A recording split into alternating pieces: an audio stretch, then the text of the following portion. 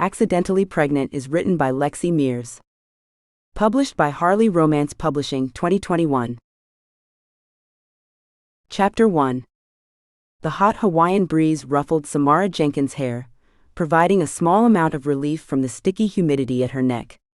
She waved her hands ineffectually over her face, trying to cool her heated cheeks. Against all the promises she'd made to herself about taking this year off work, she'd accepted this job and was now paying for it. Arg. Just think of the money. She crossed her arms over her chest and tapped her foot on the sidewalk as she waited for some assistance. The hotel's owners wanted an honest appraisal of the state of their business and a strategy to improve sales. She already had a list as long as her arm. Where was the concierge?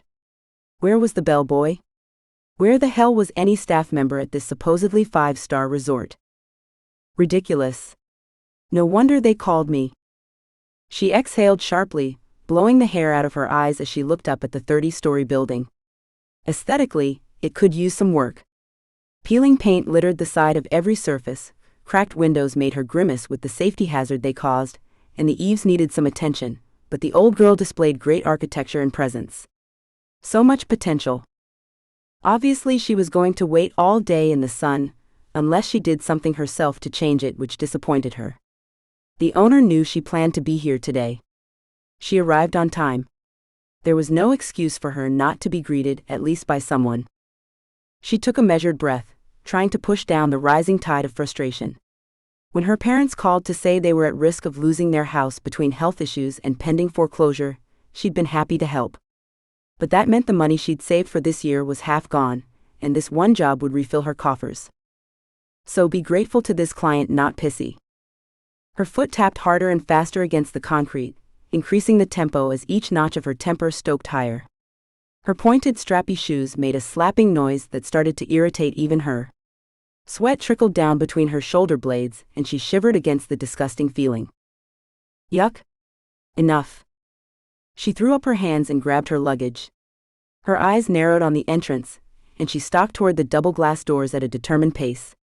She skidded to a halt a mere inch from breaking her nose, her ankle twisting as she threw on the anchors too late. Pain seared around her foot as the cold glass kissed the very tip of her nose, and she glared through the door, waiting for it to respond. Nothing. She stepped backward and forward again, looking up at the sensor above the door, and waited. They didn't open. You're kidding me? Should I wave my hands in the air like a crazy person now? She peered through the glass and saw a young man in uniform hurrying toward her. He appeared to press a button beside the door, and whoosh, the doors opened and cool air brushed past her heated face, bringing with it a huge sigh of relief from her body. I am so sorry, ma'am. Can I help you with your bags? The youth, who had pimply skin and bright, happy eyes, did not deserve the extended list of complaints bubbling up on her tongue. She took a deep breath and focused on what he could do for her. Yes, you can. Please take my suitcases and I'd like to check in.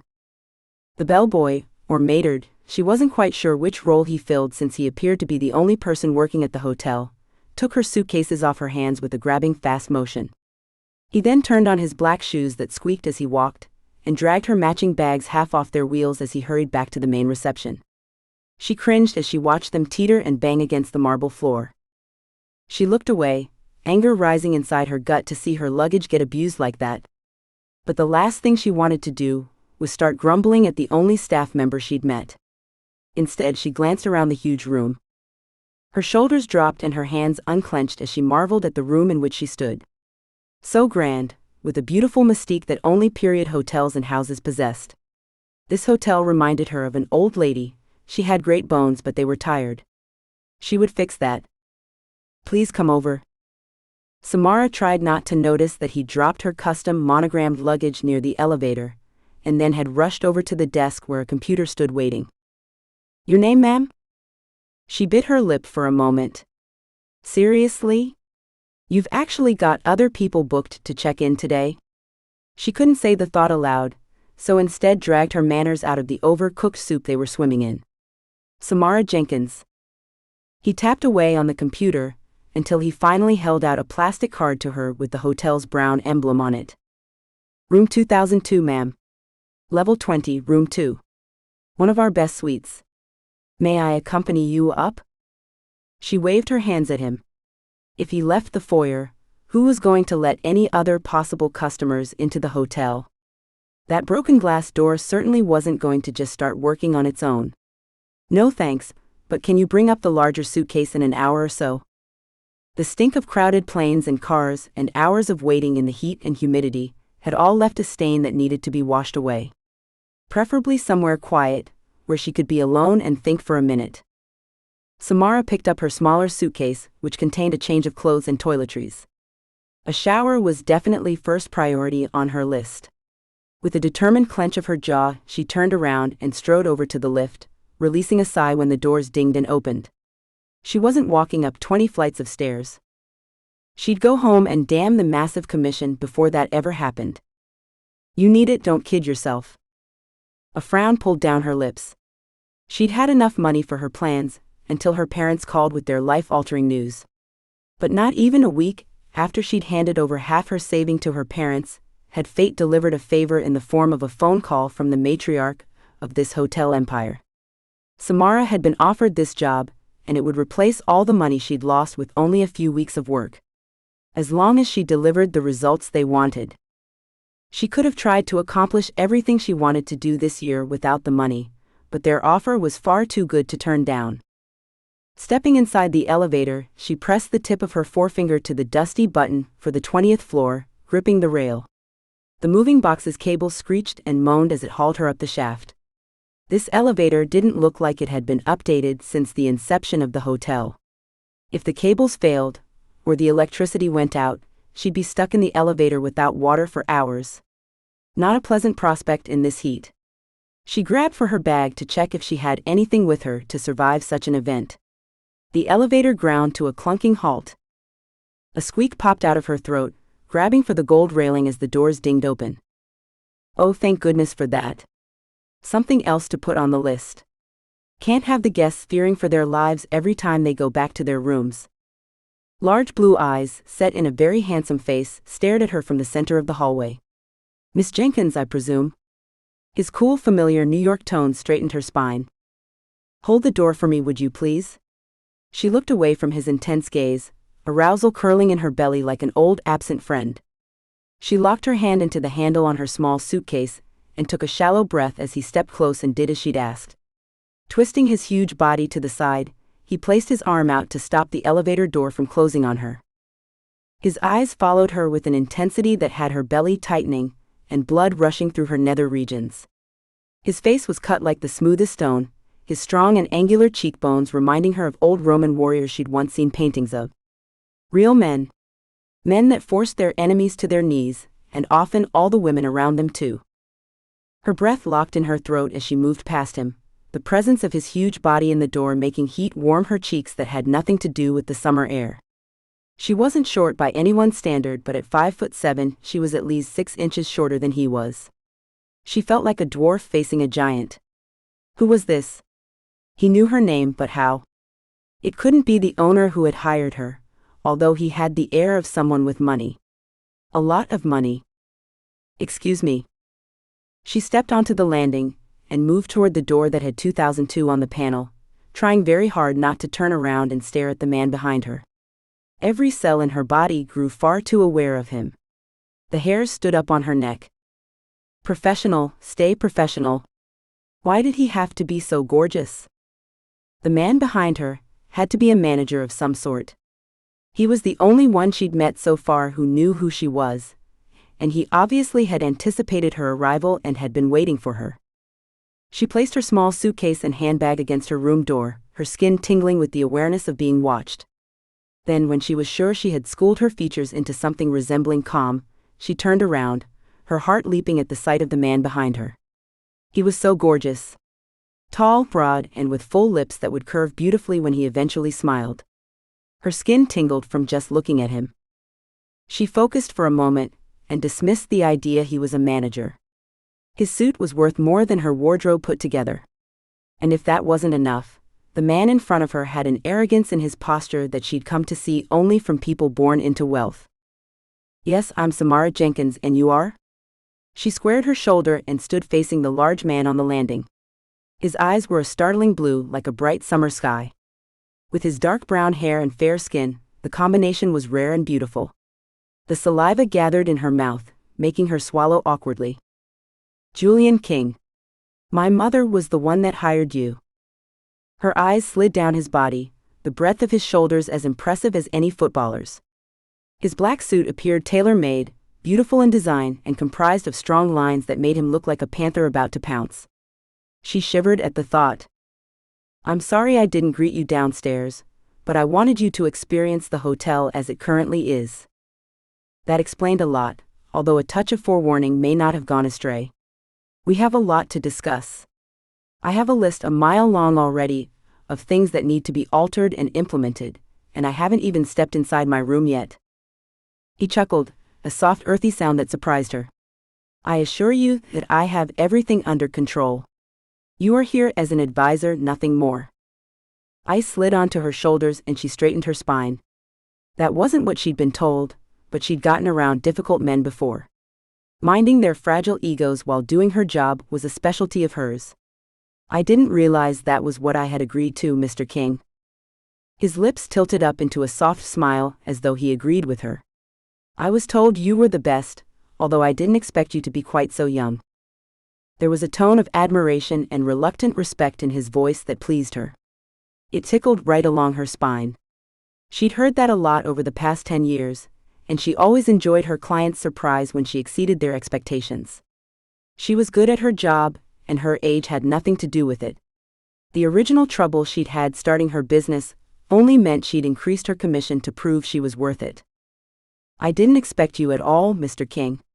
When she'd pictured who she was going to meet on arriving, she'd envisioned either the elderly woman who'd hired her over the phone, or perhaps the manager. He inclined his head with a more natural smile flirting on his lips. Touché. Let's meet downstairs in 15 minutes. Samara checked her watch. It may be dinner time here, but in New York it was going on 2 a.m. No wonder her eyes were tired and her neck ached. She'd barely slept on the plane. Make it an hour if possible. Where shall I meet you? His flaring nostrils was the only giveaway that she had displeased him, but she stood her ground, calmly waiting for his response while fanning her face with her hand. It was way too hot in this hotel for comfort. The hotel's restaurant for dinner. It's on the ground floor. Perfect place to start. She could definitely eat something, although she didn't have much of an appetite after traveling all day. She nodded at him to agree, although her head swam from fatigue and something else she couldn't quite put her finger on. See you in 1 hour, Miss Jenkins. He turned and strode toward the lift. Samara couldn't stop her eyes from dropping down to drift over his body as he moved away. Her hungry gaze devoured his angles as he put both hands in his pants pockets, pulling the jacket up and stretching it tight across his rounded butt. She bit her lip as she looked her fill, desire fluttering low in her belly. He had the perfect ass, long legs, a tapered waist and huge broad shoulders. The combination was heady indeed. He was definitely one of the most imposing men she'd ever seen in real life. A tailored suit made most men look good, but this one actually seemed to hamper his beauty. She could sense the power leashed beneath that black cloth, and she could only imagine how amazing he'd look without the modern armor. The old elevator dinged and groaned as it opened, and Samara sighed as she pushed her way into her room, letting perhaps the most breath-taking man she'd ever seen slip from her mind. His hotel rooms needed to be at the forefront of her racing brain, and that was how it would stay. Unlike everything else she'd seen so far in the hotel, the card the clerk had given her was at least new. She had to concentrate with the man behind her causing an unusual breathlessness in her chest, but she managed to slide the plastic into the lock shaft. She waited. She glanced up at the door. Nothing. Her eyes flicked up to the number on the door. Yes, it was the right room. So she jiggled it until the red light eventually turned green. How can they charge people $300 a night if the keys don't even work? She pushed open the door with one hand and dragged her suitcase in with the other. The bellboy had been right. Her suite was massive and would have been very grand once upon a time, but the room hadn't been aired out in weeks. A musky, damp smell curled up her nostrils that would put off anyone who liked clean air. Gross. She placed her small luggage by the wardrobe and raced over to the window, pushing open the sliding glass and allowing some of the humid but fresh air into the room. Inhaling a few good lungfuls, she grabbed the courage to turn back around and inspect the rest of the room. The king-size bed was in the right place. Small, cheap-looking nightstands framed the bed, disappointing her. The bed covers didn't suit the color of the walls, but overall it wasn't too bad decor for a 3-star hotel. She snorted and marched over to the bathroom. This would be the test. Pulling open the door, she gagged for breath as the stale smell of urine, bleach, and hot pungent air took flight inside her throat. Holy mother of... She rushed back to the window, opening every glass pane that would open. She took several slow breaths, her mind whirling with the work before her. Grassroots job this was. Cleaning staff, decoration, the whole lot, and then she'd see if the gorgeous Mr. King had what it took to get his hotel back up to the standard that it deserved. Chapter 2. She was so much more beautiful than he'd expected. It was true, those that had raved of her characteristics often threw words around like gorgeous, stunning, and lovely into their appraisals, but he'd taken it with the mountain of salt he'd thought it deserved. He'd been wrong. And he wasn't often wrong.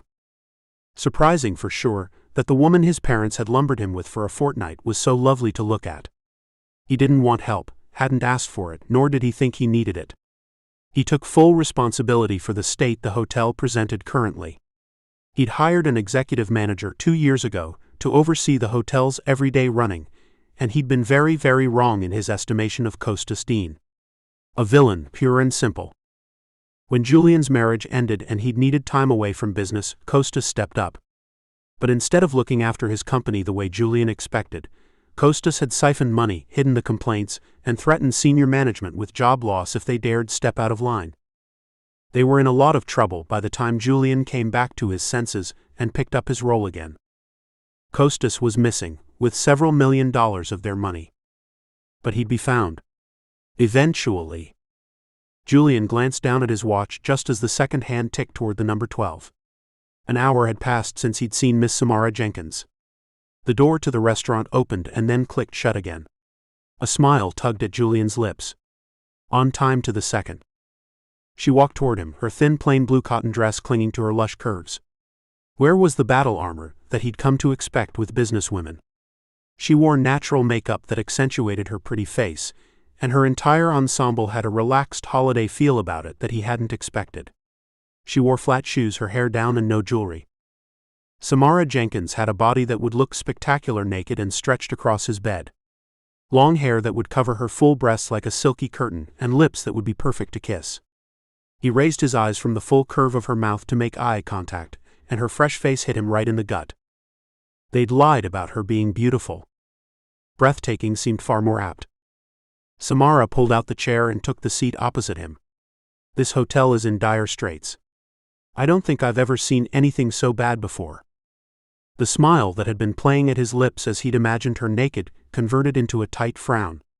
He cleared his throat and shifted in his chair, unable to simply just take her criticism. He opened his mouth to defend his hotel, then snapped it shut again. She has a point. 3 months more of the current climate and he'd have to shut the hotel down to sit here and rot. He would never allow that to happen on his watch, and although he didn't require her help, she was here. He would be stupid indeed not to take advantage of it. What do you suggest, Miss Jenkins? She grinned at him with sunny warmth and picked up the menu. That's the spirit. I like it. Can we order first? She glanced down into her menu. Her mouth tweaked up at the corners as she read, her happy face at odds with the churning in Julian's guts. What was wrong with him? Samara lifted her head and swiveled like a bird, eyes alert and neck straight. Where are the staff? This is the hotel's 5-star restaurant, is it not? That twist in his belly rolled some more as his cheeks flared with heat. Each sentence she uttered reminded him of how badly he'd failed in his job of maintaining his family's holdings. How much work this hotel actually needed to get it back to the standard it had once boasted. She was the salt in a very large wound, and to make matters worse, his own mother had been the one throwing the salt. He lifted his hand and indicated to the man lolling around in the corner of the room. The youth sashayed over, his hips taking on a music of their own. Yeah, the waiter asked him. A little giggle burst from Samara's mouth. Ooh, we are in some serious trouble.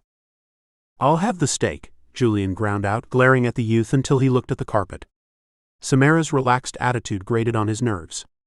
This was serious. They were losing tens of thousands by the day, and she was giggling her way through dinner. Why the hell had his mother hired this woman? Because she's the best, they all said it. Just wait. You can't afford for any of this to go wrong. And you, ma'am? The waiter asked, inclining his head towards Samara. Finally, some manners. I'll have the garlic shrimps for entree, the filet steak for main, and the chocolate soufflé for dessert. The waiter's eyes bulged a little at her order, but he pulled out his pen and pad from his pocket and wrote it all down, Julian hoped, correctly. Samara's keen eyes watched the waiter as he walked away, and then gave Julian a pointed stare, as though trying to communicate without words just how bad the service was. Anger rolled in his belly like a storm cloud, his hands fisting on the white tablecloth as he maintained eye contact with her green gaze. He'd thought he'd be prepared for how badly the hotel would fare under the stare of a professional, but he had been grossly mistaken. Pride warred with stubborn arrogance. Maybe, just maybe, he could use her to help. He was surprised by her order but didn't say anything. Either she was hungry after her journey, or she was testing out the skills of his cook. He was impressed either way. Bird-like salads were no way to eat for anyone. Her lips twisted up into a grimace.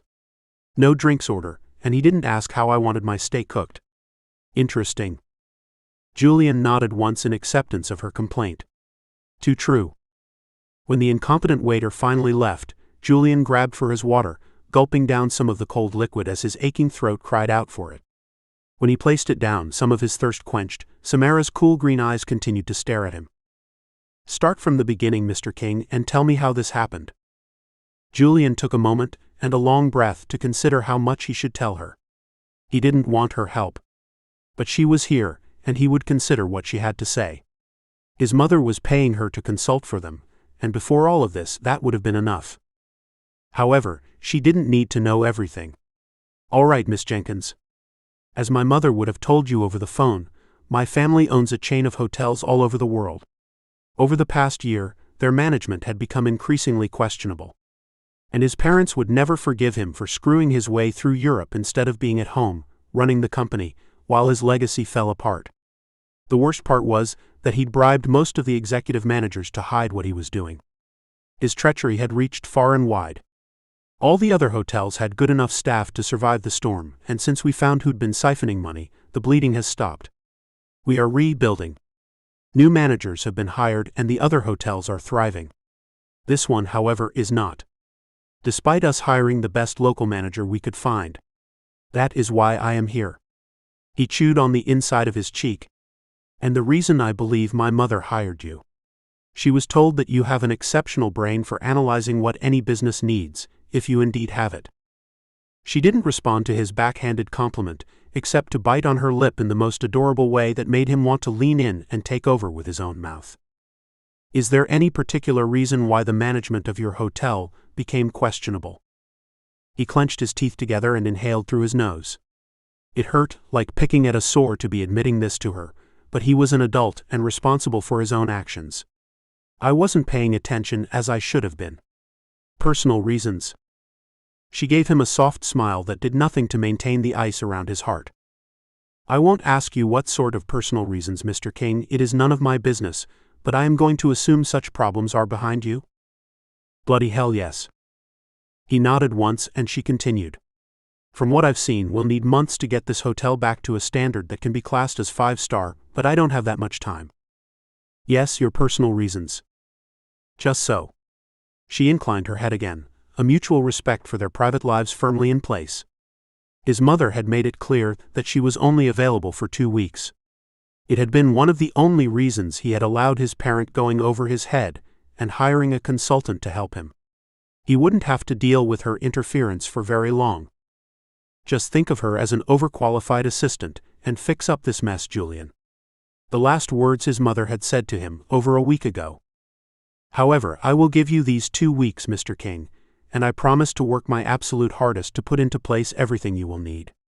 Once I am done, do you have strategies in place to get people back to the hotel?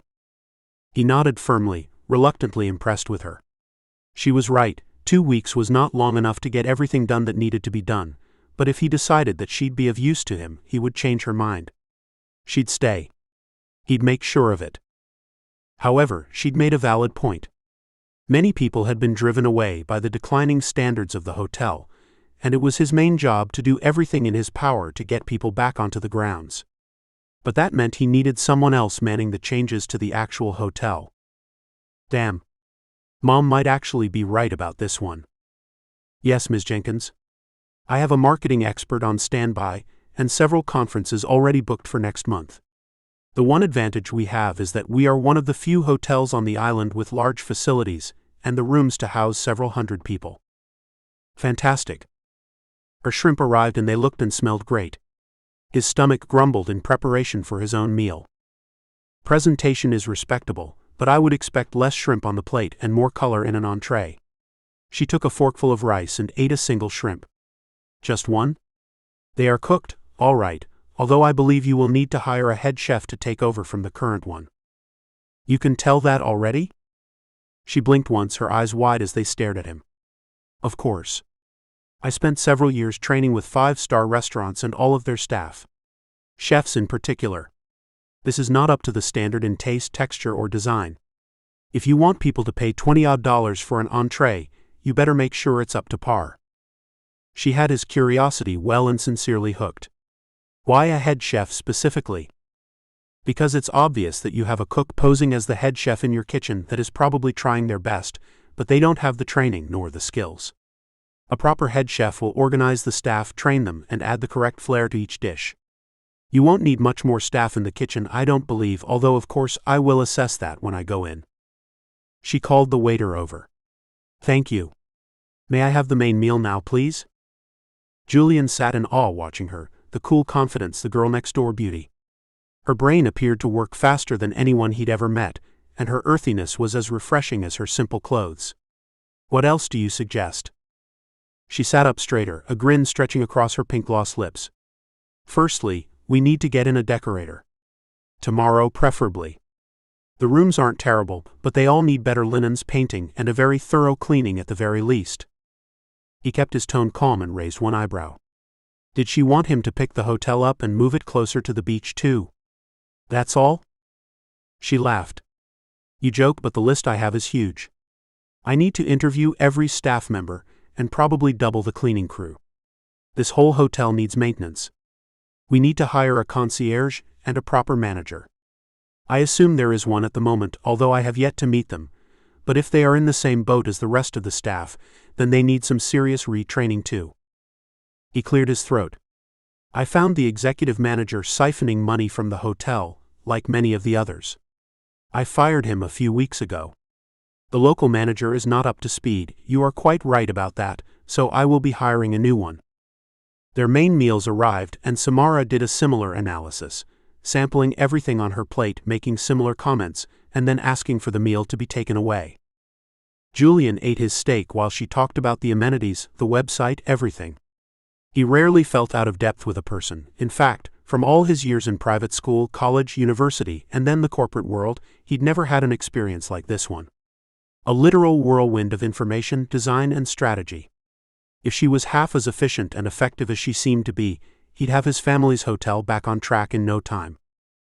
When dessert arrived, she sighed dramatically. Now this is what I'm talking about. Why? Because it has cream and a mint leaf. The meal appeared dressed better than all the other meals, but he was by no means a food critic. That is an answer that is hard to explain to anyone who doesn't love chocolate as much as I do. She took a bite and moaned, her eyes sliding closed in bliss. That primitive sound shot straight to his groin, hot blood throbbing along his cock as he imagined Samara beneath him making those same sounds. He bit back his own groan and looked away, unable to hide the effect she was having on him. He needed a woman, and fast. It had been too long for him, obviously. Embarrassment bloomed into anger in his gut. Time to cut this meeting short and go back to his own room for a long hot shower. I want a report on my desk by tomorrow morning. Good night, Miss Jenkins. He stood up and Samara gaped up at him. A twang of guilt hit him in the chest, but he pushed it away just as fast. Did I say something wrong? He tugged at his cufflinks and straightened his jacket, a cool breeze filling his throat and not allowing any warmth into his tone. No, of course not. But there's lots to do and not much time to do it in. She put her spoon down, her eyes showing confusion in their green depths. All right. I'll put everything down for you. His shoulders tightened with unease as he fought the need to apologize, sit down, and drown in her eyes once again. But that's not what he was here to do. Sleep well, Ms. Jenkins. Good night, Mr. King. Chapter 3. According to Julian's mother, Samara only gave them 2 weeks. A ridiculous timeline, but she had been uncompromising. A trait he himself admired. However, the clock was ticking, and the stress was mounting to get the hotel back on its feet. His office door opened and shut. Samara's soft footfalls sounded in the small room. "Your report?" he asked her as he continued to stare at the computer screen. He'd slept terribly, and currently it felt like tiny elves had taken their picks to his eyeballs. Visions of Samara's abundant curves tortured him all night, and as he lifted his head to face her, the flesh and blood version of his dreams assailed him.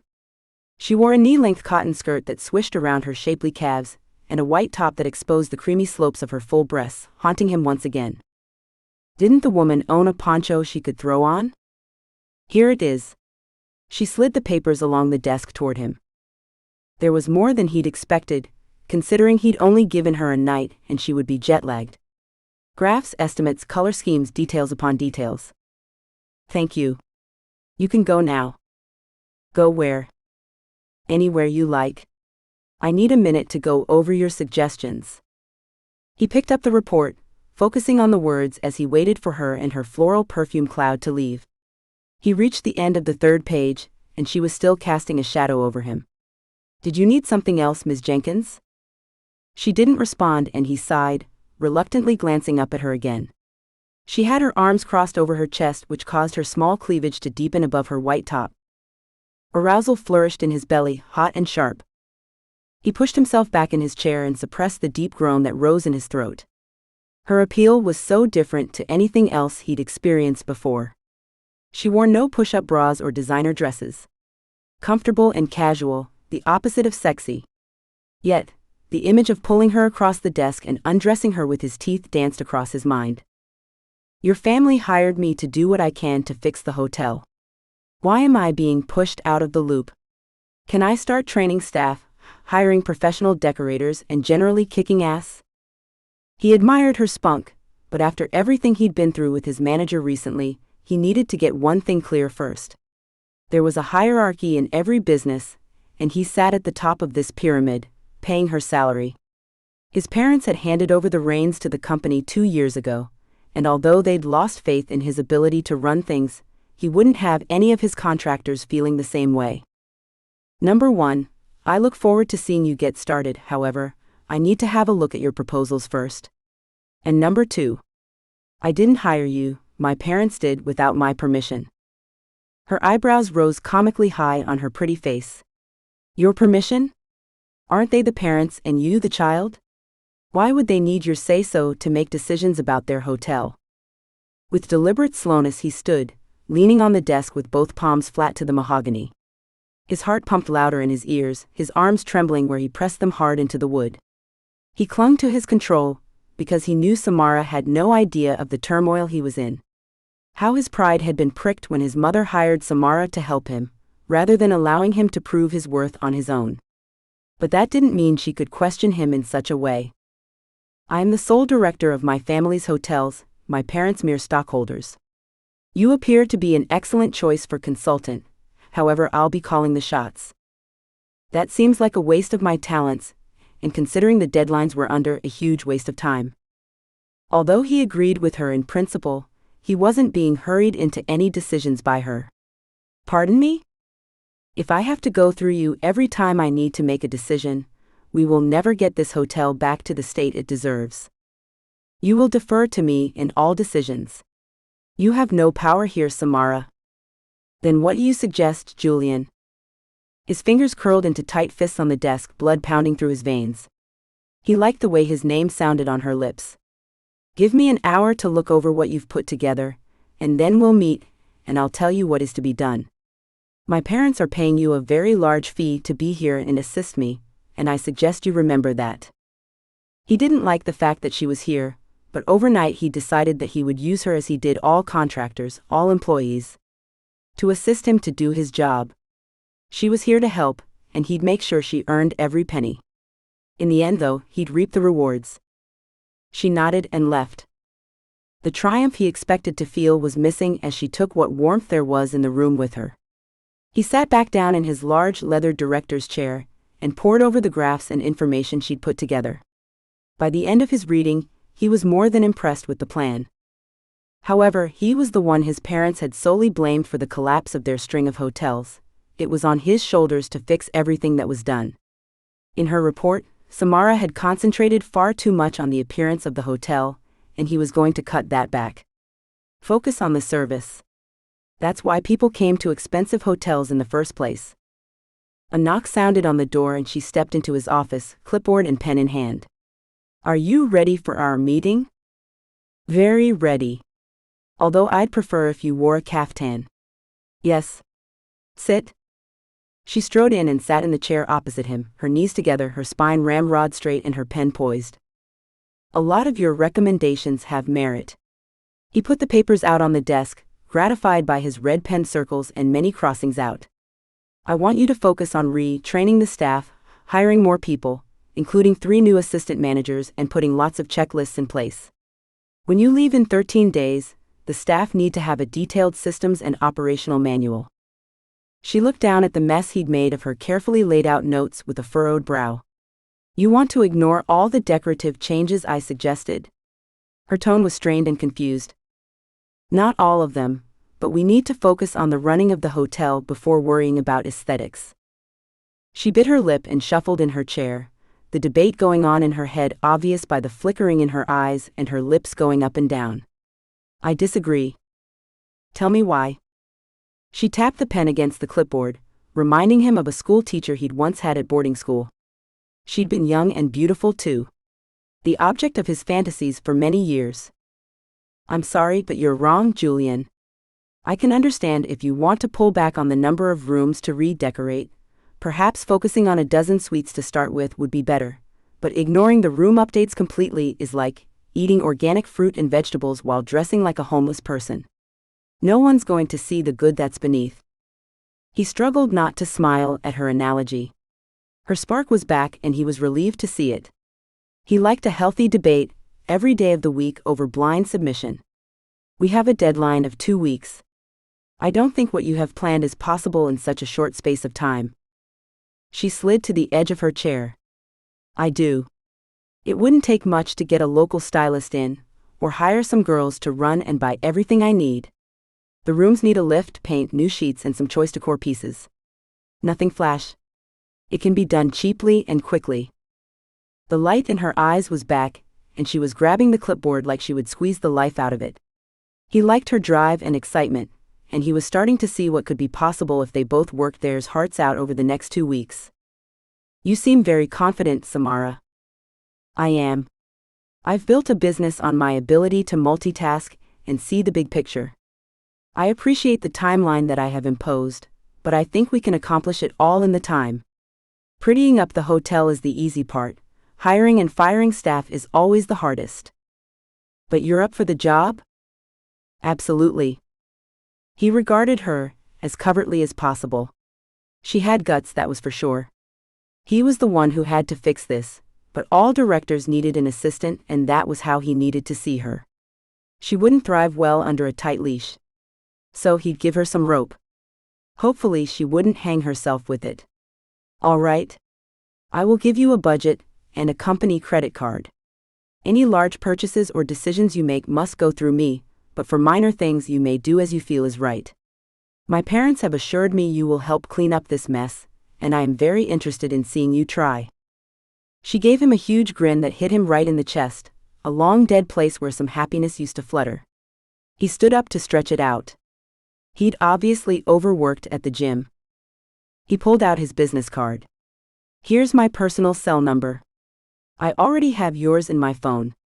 I'll be interviewing several contractors today to do some repair work to the hotel, and the local employment agency are sending over applicants for the chef, assistant manager, and bar staff positions. Can you handle the cleaners and younger clerical staff?" He cocked an eyebrow at her, and her mouth grew thin as she drew her clipboard to her chest. Of course I can. I'll get on the redecorating. Once the cleaners have thoroughly aired out the hotel, it's time to give it a proper facelift. He didn't want her enthusiasm to brighten him up. His long-standing depression was a comfort to cling to. But it was hard to completely extinguish the flames that licked at his heart. Samara had an aura, an energy to her that he hadn't experienced before. Not in all his years at school, business, or travel. However, this hotel was still in deep trouble, and they had to sink millions of dollars into it before it was anywhere near presentable again. The thought pulled him back down to where he should be. Better get to work then. He nodded in dismissal, and she grabbed for his business card. Thanks for this. It'll make things much easier when I need you. See you later, Julian. He could have sworn there was a smirk on her lips as she twirled around and waltzed out the door. As soon as she was gone, he let the smile that had been cowering in a corner of his mind spread across his face. This woman was exactly what he needed. For his hotel and his bed. She was bright and sparkly, full of energy and intelligence too. After the work was done, he'd pull her into his bed and use that enthusiasm for something a bit more fun. Then he'd send her home and return to his parents with the hotel back on its feet. He'd show them that he'd been the right choice to run the company. He may have let his personal relationships dampen his focus once, but he wouldn't let it happen again. Chapter 4. Julian stepped into the humid Hawaiian sun and headed for the back of the hotel where he'd been told Samara would be. He shook his head and let out a long sigh as he stepped up to the huge industrial-sized garbage area. Where else would he expect to find his ludicrously expensive consultant, then up to her elbows in musty mattresses, gag-able pillows, and soiled linen? The cloud of stench wafted toward him even stronger than the heat that beat down on his head. He stood a few feet away from the staff and the bags of hotel accommodation they were entrenched in. Why wasn't she inside organizing people? You haven't answered your phone, he yelled into the mattress pile. Samara's head popped up from behind a pile of stained pillows, her sun-streaked hair plastered to her red, sweaty face. Oh, sorry. I probably have it on silent. She stood up properly and stretched her back, the sun accentuating the healthy glow of her skin. We've cleaned out all 12 of the suites that are being renovated, though. She gave him that characteristically happy smile that reminded him of the girls he knew when he'd been at university. Full of fun before life grew too serious. It was unnerving how she'd maintained that look despite her older years. What was she, 29, 30? He regarded the dozens of mattresses piled up near the industrial-sized bins. I can see that. But I needed you. You needed me? Oh, I'm sorry. What for? Staff have arrived to be interviewed, and I'm busy with the contractors. He probably could have handled the interviews, but after choosing a true vulture as his own replacement in his business 2 years ago, he found his confidence severely lacking. Oh, great. She turned to the 3 women and 2 men outside in the heat with her. Keep bagging up the sheets and pillows. Someone from a local charity should be here within the hour to collect everything. Then go straight back to the suites and start vacuuming the floors. Again. They murmured their agreement, their breathing laboring from the hard work they were quite obviously not used to doing. Thanks, guys. She gave them one of her sunny smiles and walked over to him, having changed from her casual skirt and tank into an outfit designed for cleaning. Samara wiped her hands on her old t-shirt and sweatpants that had holes in them. If his mother could only see her expensive expert now. I'm ready and cannot wait to get more cleaners assigned. Those rooms are absolutely filthy.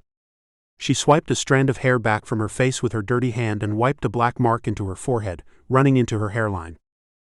You've got a smudge on your face. Oh, thanks. I can imagine I do. She lifted her other hand and started wiping at her skin, making an even worse mess of herself. Here. He pulled his white handkerchief out of his pocket and lifted one hand to tilt her face up. She stilled when he touched her chin, but didn't move as he wiped at the mark near her hairline. She was hot beneath his fingertips. Up close her skin seemed even more flawless than he'd first thought.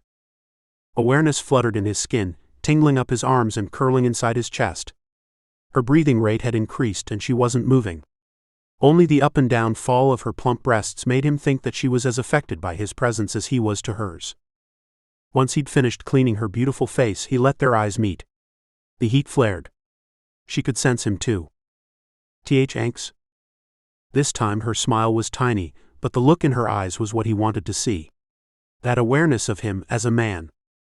Okay. She blew out a breath and took a step back from him. Let's go. She took another quick step away from him, and he didn't move. You're going to speak to them like that? He asked her. She was dressed worse than a local cleaner, and she smelled a bit like one too. A strange combination of eucalyptus and antiseptic. It tickled his throat, and yet she still reminded him of an Amazon woman about to take on the whole rainforest all by herself. Strong and confident. Of course. What do you think they'll look like every day they work here? She tilted her head and indicated they should go inside. He followed behind, letting his eyes enjoy the pert bum and shake of her hips as she sashayed inside his hotel. The air conditioning, which had blessedly been turned up since Samara complained to the bellboy last night, hit him in the face and he inhaled sharply. Samara didn't miss a beat, beelining for the front entrance where 20 people milled around waiting for her. She clapped her hands and stood at the base of the long spiral staircase. Obviously, she intended to walk them through the floors she wanted cleaned. Ladies and gentlemen, this will be a group interview today. I'm going to show you the rooms we will be cleaning, renovating, and then maintaining their new standard in the years to come. I will also have 5 places for clerks and bellboys, so if anyone wants to apply for those positions, please hang around afterwards to speak to me about what that will entail. This hotel is about to undergo a massive facelift, and you will be very proud to work here. So please follow me and I'll show you the first suite. She took off up the stairs and the group jumped to follow. Julian stood in the foyer and watched her go, marveling at the fact that despite the holey pants and ragged shirt, Samara had the power of presence to pull them all into the tour and interview. Not one person lagged behind. He turned away, hating the fact that his mother had been right. They had a long way to go, but if she continued at this pace for the whole 2 weeks, they'd have the hotel ready sooner than planned. Chapter 5. Samara fell face first onto her king-size bed, the weight of a dozen bed frames piled on her spine. Right between her shoulder blades, prickling and cramping the muscles with painful spasms. If she'd been smart, she would have waited a few days for extra help, but no, she'd wanted to prove to Julian that she could do everything she'd proposed in her time frame. Another not-so-bright idea of hers. 2 weeks only to get this whole job done. She definitely let her ego talk her into that one. She moaned into the mattress. A hot shower was needed before she went to sleep, but now that she had stopped, finally, she didn't want to move. Get up, or you won't be able to do anything tomorrow. Grunting and groaning, she managed to push both hands into the mattress and get herself vertical. Her back screamed and her feet pulsed, but she staggered to the shower, undressed and stepped beneath the hot water. Heated pressure beat down onto her head and back, washing away the stink of the day. She liked to work hard, but she'd rarely needed to do so much physical lifting. Pride had pushed her to prove herself capable on every level, and she was paying for it now. And they were only 2 days in. Hubris. Mom and Dad always said it would be my downfall. She took her own soap from her bag and washed away the black smudges from her skin. The decades-old furniture that she'd carried and moved today had definitely left their mark. I really need to source new shampoos and conditioners from the locals too. Something tasteful but sweet-smelling. A shudder coursed down her spine as she scrubbed beneath her fingernails. Everything was so dirty. How could someone let this beautiful hotel fall to such a low standard? Originally, she'd been quite disappointed that Julian decided to only update 12 of the suites. That was short-lived. Thank goodness he hadn't agreed with her plan. She'd wanted to update all 96 of the rooms, which would have taken all of her time, and the staff training wouldn't have been done. Pride again. She shivered dramatically this time. That would have required a power that she just didn't possess. Not in the 2 weeks she had anyway. The older woman that she'd hired, Marie, was a great cleaner with a clear and logical mind. Before she left, Samara would train Marie up to be a head cleaner or housekeeper of sorts. The other rooms all needed to be cleaned as well, and someone had to do it after she left. A wave of sadness washed over her as the thought hit her for the first time. She wouldn't be here to see the job completed, which was most unusual for her. When she'd given Mrs. King her timeline, she'd only thought about her own life, her business needing a guiding hand, and her baby plans. She hadn't thought about the fact that she wouldn't see the hotel become the phoenix it had the potential to be. This old lady would rise from the ashes more beautiful than before. She'd definitely tell Marie tomorrow to take 2 of the younger cleaners and start on the rest of the rooms.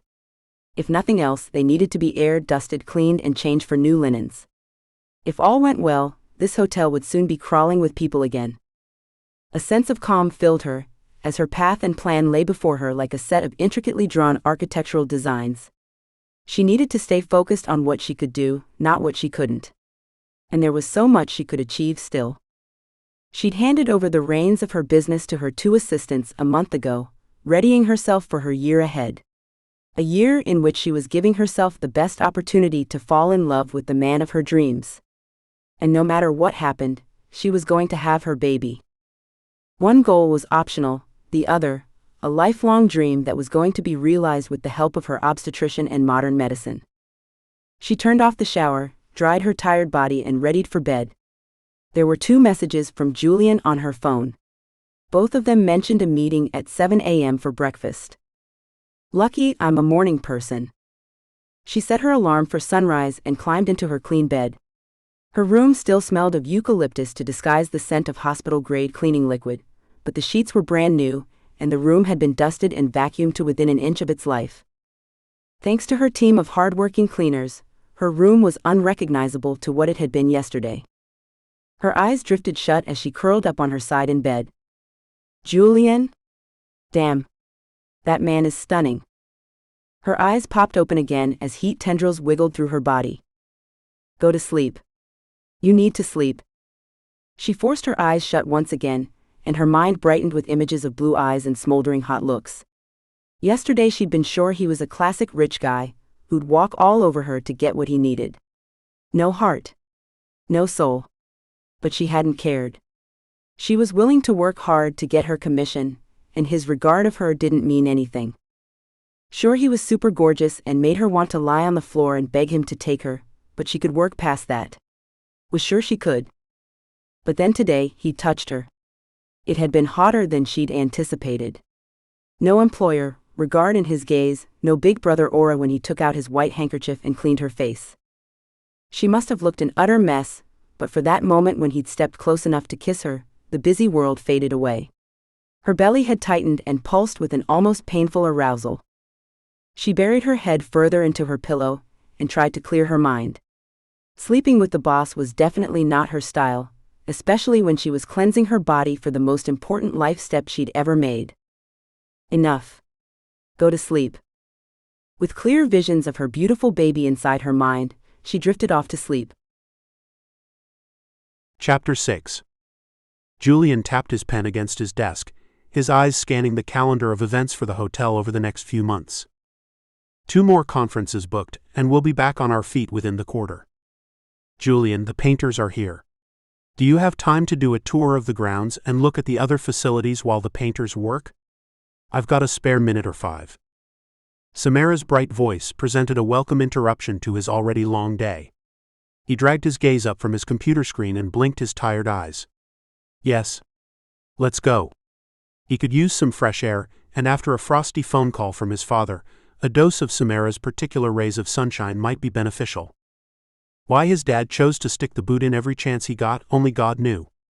Julian had been through the very worst year of his life, and yet he received nothing but disdain from both of his parents. It made him wonder sometimes why he tried so hard to please them. Pushing himself to his feet, he followed Samara's gorgeous bum out the sliding doors that led into the garden. His groin tightened just watching her sashay through his hotel. The allure she possessed confused him, yet excited him to his very core. She was so different to anyone he'd ever met. The Hawaiian heat hit him like an oven door being opened up in his face. Whoa. Samara fanned her cheeks with her dainty hands. Wow. I'm still not quite used to that heat. He didn't want to appear weak, but nodded in agreement as he took a careful breath of low-oxygen air. He traveled a lot, but the humidity here was stifling and so thick you could practically eat it. Any areas you specifically want to look at? The pool.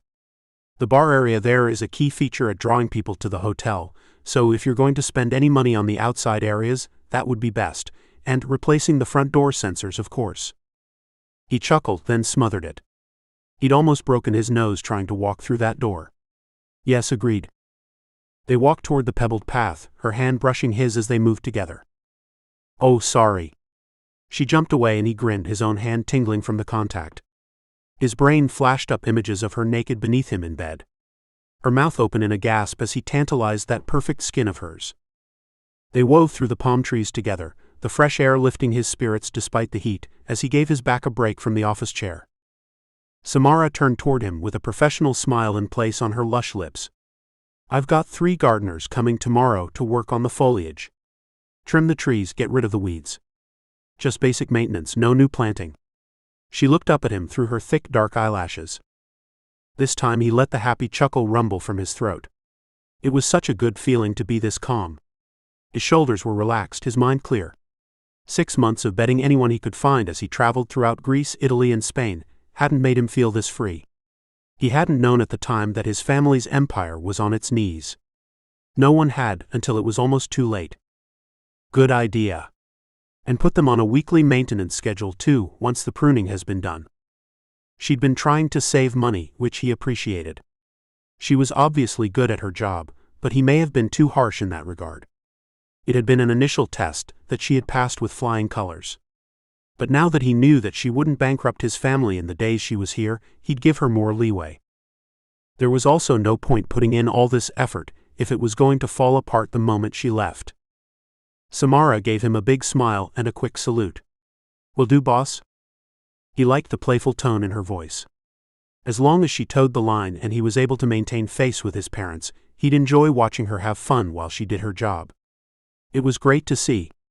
Someone who loved their work as much as he did. They'd reached the tired old outside pool and he stopped to survey the damage. The water was at least clear, but the surrounds needed a lot of maintenance. A twist in his gut made him swallow hard. Another reminder of how bad things had become when he'd looked the wrong way. He still couldn't believe it happened. That the one person he'd trusted to oversee his business had snaked into their accounts, diverted funds, and left the hotels high and dry for almost a year. One of the few guests that were booked into the hotel caught his eye, and he grimaced as his chest squeezed tight, and hot anger poured through him like lava down the local volcanoes. The last thing he wanted to see was some loved-up, deluded couple on their honeymoon. He remembered it too well. His own quick marriage. His hot, sexy honeymoon that had come to an end too quickly. The happiness he'd felt then now sat in his memory like a lump of coal at Christmas time. She turned on him so fast when she realized she wouldn't get what she wanted. Her plan had always been to get pregnant, take half his money, then walk away. He shuddered at the memory of her parting words to him. Putting up with you isn't worth it unless I get a hotel at the end. Their subsequent divorce was swift and relatively pain-free for him. But the scars still ran too deep to deal with a disgusting public display of affection. There was a young couple ahead of them, and Samara stopped to rest under the shade of a palm tree, watching them as they canoodled by the pool. Warmth filtered through her heart, making a happy sigh escape her lips. That would be her soon, hopefully. And even if it wasn't in her immediate future, she'd soon have her own baby to love and adore. Happiness came in all forms. Her boss turned to snap at her, as he often did. Let's move on. She suppressed the need to roll her eyes at his tone. She had to assume his bark was worse than his bite, because despite his earlier threats he'd been quite easy to work with so far. She lifted one eyebrow at Julian in question. His cheeks were flushed pink due to the heat. Why the man still wore his business suits on days like today she had no idea. Didn't he own a pair of shorts and a tank? Visions of his tight ass and broad shoulders made heat swim through her belly, and she was suddenly thankful for his suits. She'd maintained a professional distance so far, but she suffered a weakness for bulging biceps that may just get in the way if she got to see him up close and personal. Move on. Why? Aren't we going to talk about the pool's maintenance? What's wrong? He lifted his chin high in the air. We'll come back later. It's occupied. He turned and she watched his shoulders stiffen, his mouth tugging down on one side. There's a story there. Because of the couple? Don't worry about them. The pool and bar area are a great asset and should be optimized. And it was. A huge, opulent open space that was perfect for couples. He began walking once again and she glanced back at the couple. They wouldn't disturb them, surely. When she twisted back to Julian, he was halfway around the pool already. Shit. Samara took off, her leg muscles stretching tight as she sprinted after him. She didn't catch up to him until he stopped at the pool bar, staring up at the roof. The tiles need replacing. She laughed, sweeping a hand out in a broad gesture. Everything needs replacing. The pool needs to be drained and re-tiled, the sun lounges need to be replaced, the concrete needs painting. The bar needs to be knocked down and completely rebuilt. He turned and glared at her, his nostrils flaring and his jaw tight. She frowned. What's your problem? I'm just telling you the truth. He took a long, obviously measured breath. Tell me what you're going to do about it then. Her first response was to snark back at him, but she focused on the question instead. This was what they were paying her to do. Julian may think he knew the answer to everything and he could do this all on his own, but she knew he was better off with her help. Though by the look on his face this wasn't the time to tell him that. We need this space to be where all the loved-up couples and honeymooners will come to enjoy the sun and spend lots of money on alcohol. He grunted and she rolled her eyes. You have a problem with loved-up couples on holidays? Because you know they are your main market. Of course I know they are. That's not the point. Did those words taste terrible, Julian? Because you look like you need a mouth freshener after that. He waited a moment and continued to glare, those bright blue eyes throwing shards of ice at her. Something about those honeymooners had obviously hit a nerve on him. She had to change the subject because she was getting nowhere. When do the contractors start work on the outside of the hotel? I have people coming tomorrow. That's great. He nodded his head, pivoted on his heel and strode away. Far out. What was that? Part of her, the nosy part that saw him like a brilliant puzzle waiting to be solved, was desperate to find out what was going on inside his head. The other half, the rational part that knew she was a contractor and he was her client, therefore off limits, said it was none of her business. She heard him barking orders inside at the staff and flinched. That, unfortunately, she couldn't ignore. She'd spent every minute of her waking day on hiring and training the new staff. The last thing she needed was him pulling unstable threads that would cause the whole thing to unravel. Which meant she was going into his office once again to bait the bear. Taking a deep breath of hot Hawaiian humidity, she strode back into the air-conditioned hotel. She lifted her hand to wipe her damp forehead. Lucky she wasn't paying for the water bill here. She was up to 3 showers a day at the moment. The new concierge Trey stood by the front desk, his jaw tight and his eyes down. Trey. You're doing a wonderful job.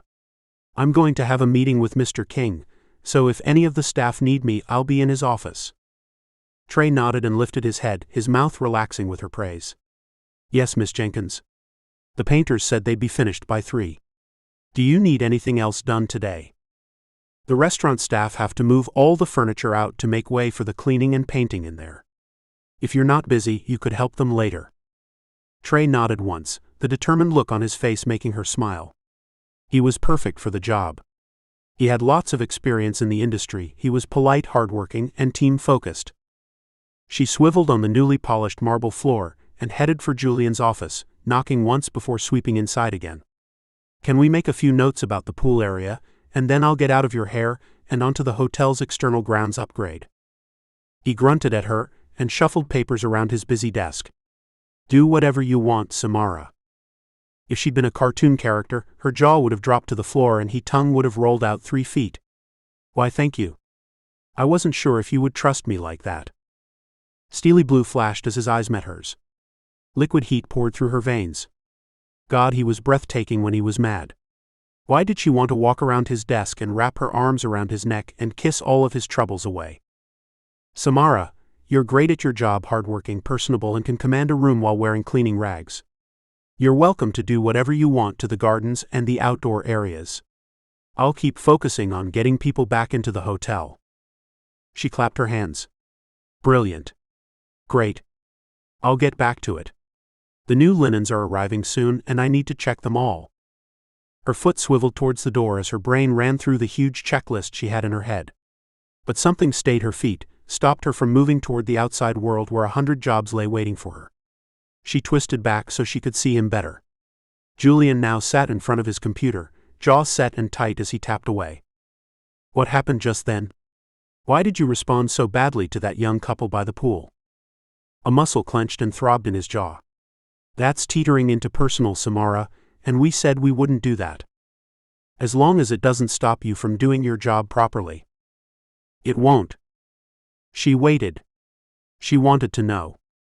Had he loved a woman once? Had she broken his heart?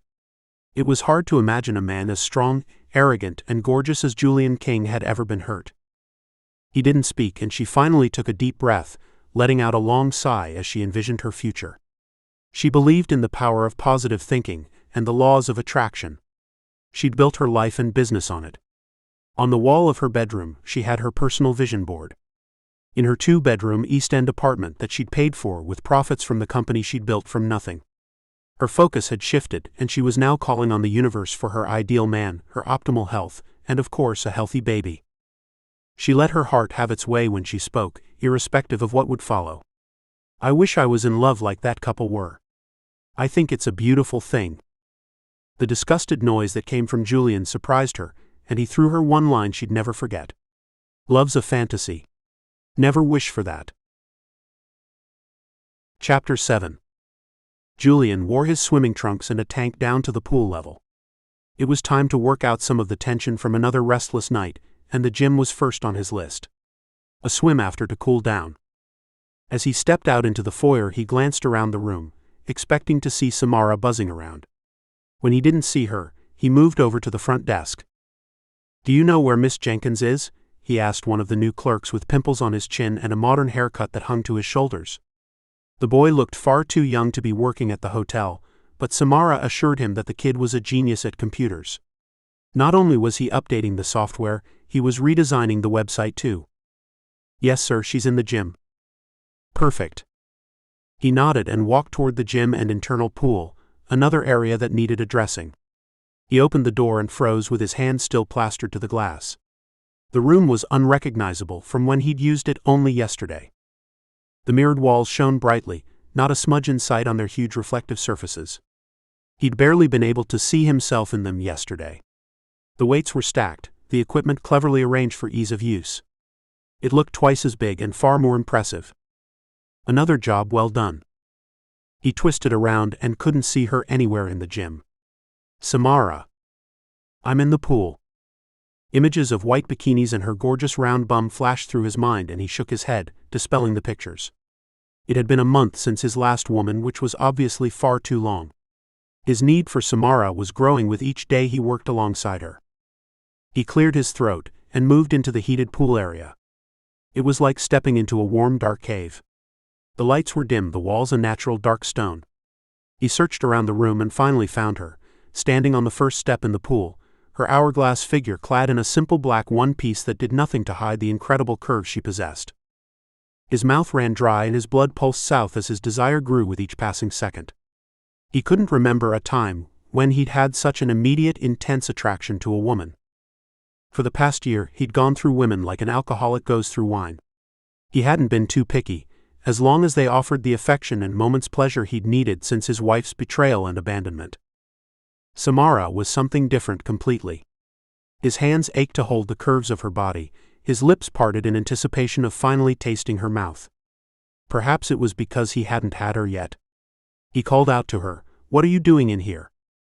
She stepped out of the pool and wrapped the hotel's white towel around her hips. When she walked over to him, her full breasts bounced softly with each step she took. I'm trying out the facilities.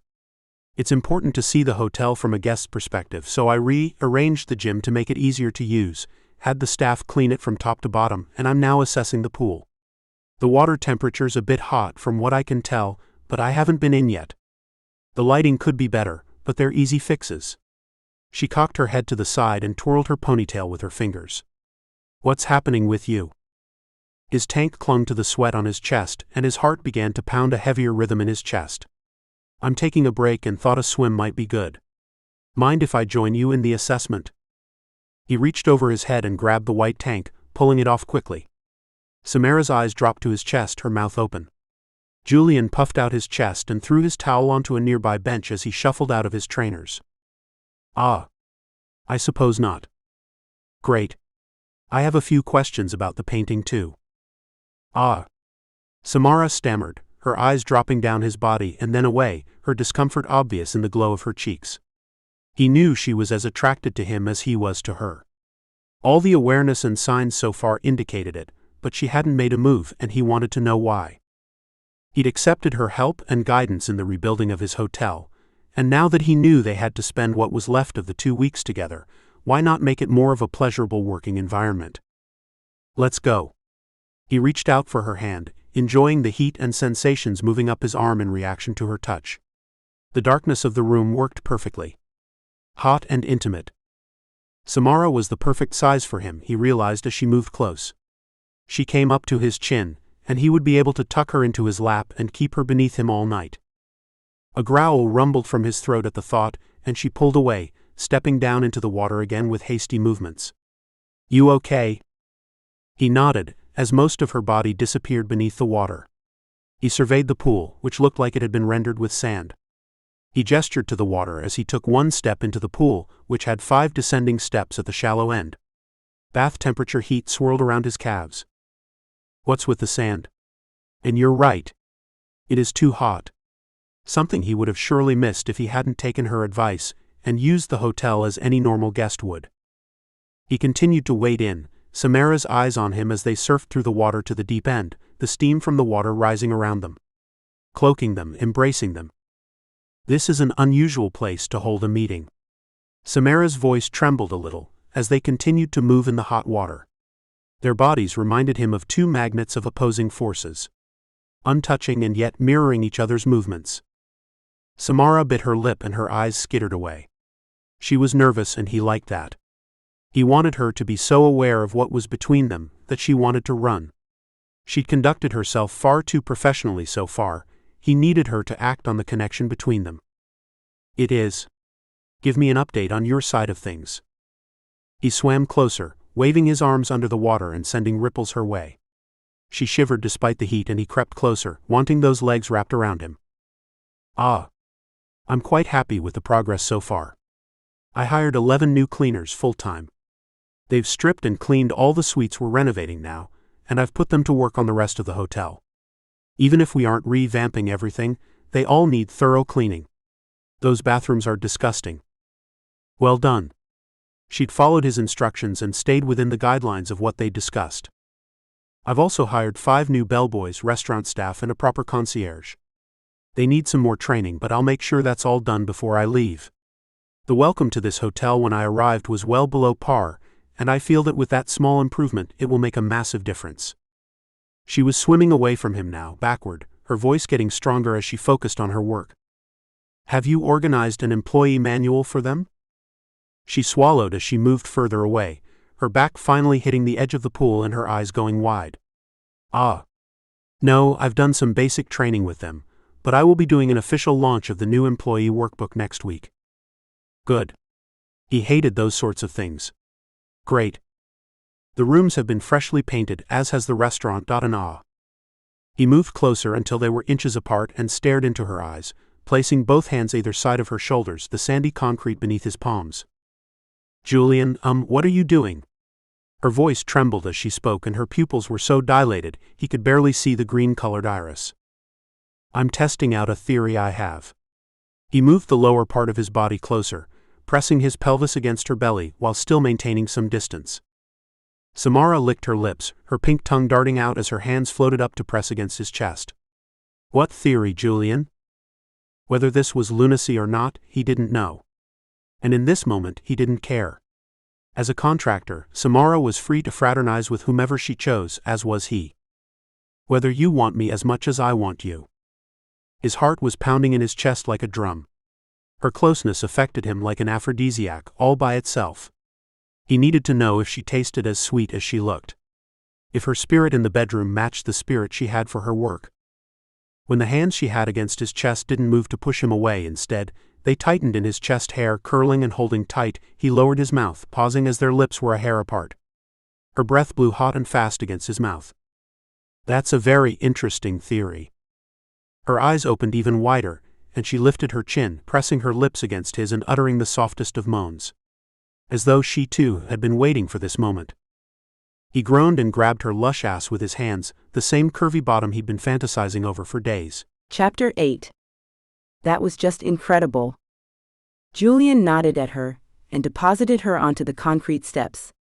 He stepped back and a cold wave washed over her. Is there something wrong? He frowned, the lines between his eyes becoming marked. I didn't use any protection. She shrugged the worry away. I've been on the pill since I was 16. I have severe endometriosis, and it's the only thing that keeps the pain manageable. His shoulders seemed to drop about a foot. Oh good.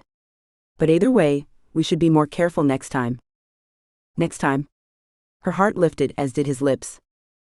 I don't see why we can't enjoy the time we have together. Working during the day, and working out our stress through the night? He grinned now, the expression taking years off his somber face. Sounds like a plan to me. She wrapped her arms around her body, chilled despite the heat of the water. I think I need to get out and get dry. A warm bed and a nap was actually what she wanted. That orgasm had totally wiped her energy. Let's get out then. He led her from the water, directing her towards the showers she'd been in when he'd arrived. He turned the hot water on, then pulled her under the spray with him. The touch of his skin on hers was heaven, and she shivered. You're cold. Stay here while I get dry. He stripped off his underwear quickly and grabbed a nearby towel. Samara gaped at his naked body. He wasn't just muscled and well-proportioned. His ass was so rounded and strong it could have been carved out of marble. Her eyes strayed to his privates, a blush flooding her face as she realized that part of him had just been deep inside of her. Once a strong pillar to penetrate her, it now lay relaxed and harmless. Julian was soon dressed again in his suit pants and shirt. A civilized outfit for a not-so-civilized man. Wow. What incredible passion they'd shared. She'd never experienced anything like it. Even with men she'd dated for years and shared intimacy with over and over again, had never reached the level of connection she'd felt with Julian. And it had only been their first time. She couldn't imagine how she'd feel in another week or two. Here you go.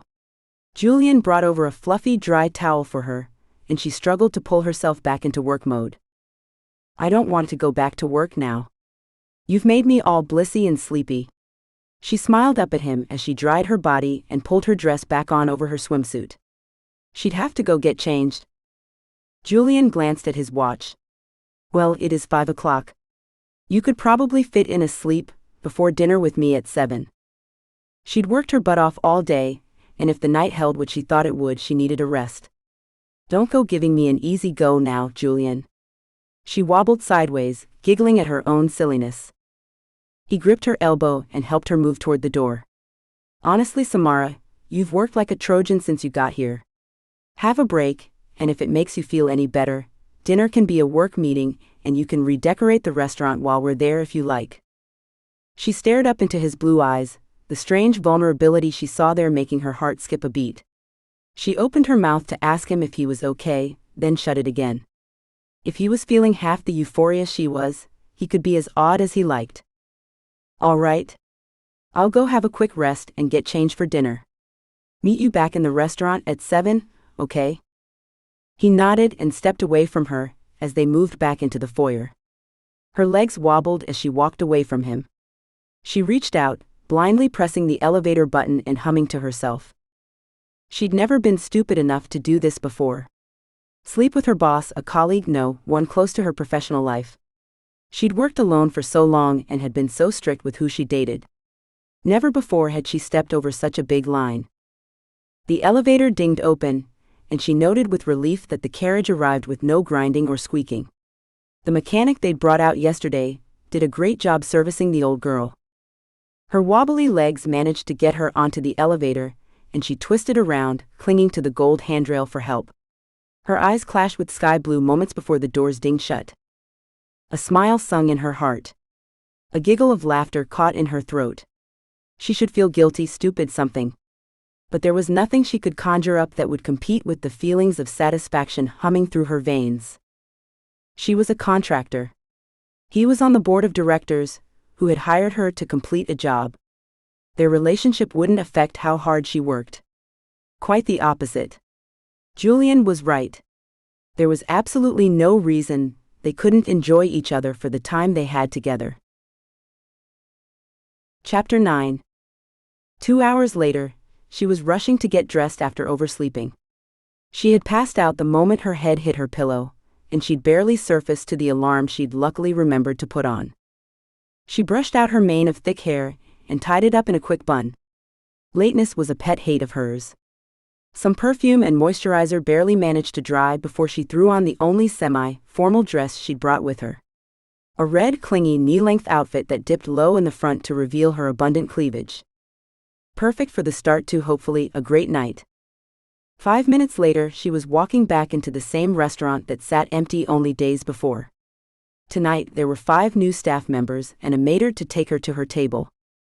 She gave Fabrizio a huge smile as she drew closer. He was one of several staff members she'd hired and trained in the past few days. "Good evening, Miss Jenkins." "This way." He lifted his chin in a posh way that made her laugh, and showed her to a table at the back of the restaurant where Julian sat with a glass of red wine waiting for her. Fabrizio pulled out her chair for her and she sat. "Well done, Fabrizio." He bowed for her. "Can I get you a drink, madam?" "Water, please." He walked away and she turned to her date. "I'm so sorry I'm late. I overslept." "Great orgasms will do that to you." "Shish." She looked around to make sure no one had heard him, while flames licked at her neck and face. "Does that mean that yours wasn't any good? Because you don't look like you've had a nap." When he didn't answer straight away, her belly dropped. Was that the problem? The sex that had been so amazing for her had not been so for him. He leaned in closer, placing his glass down onto the table. "If I'd laid down after that, I would have slept for a week. I didn't trust myself." Relief flowed over her like a cooling rain. "Oh good." She picked up the menus and gave them a good look over. "What do you think of the new design?" "They're only mock-ups. I wanted your opinion before I went and launched an updated look.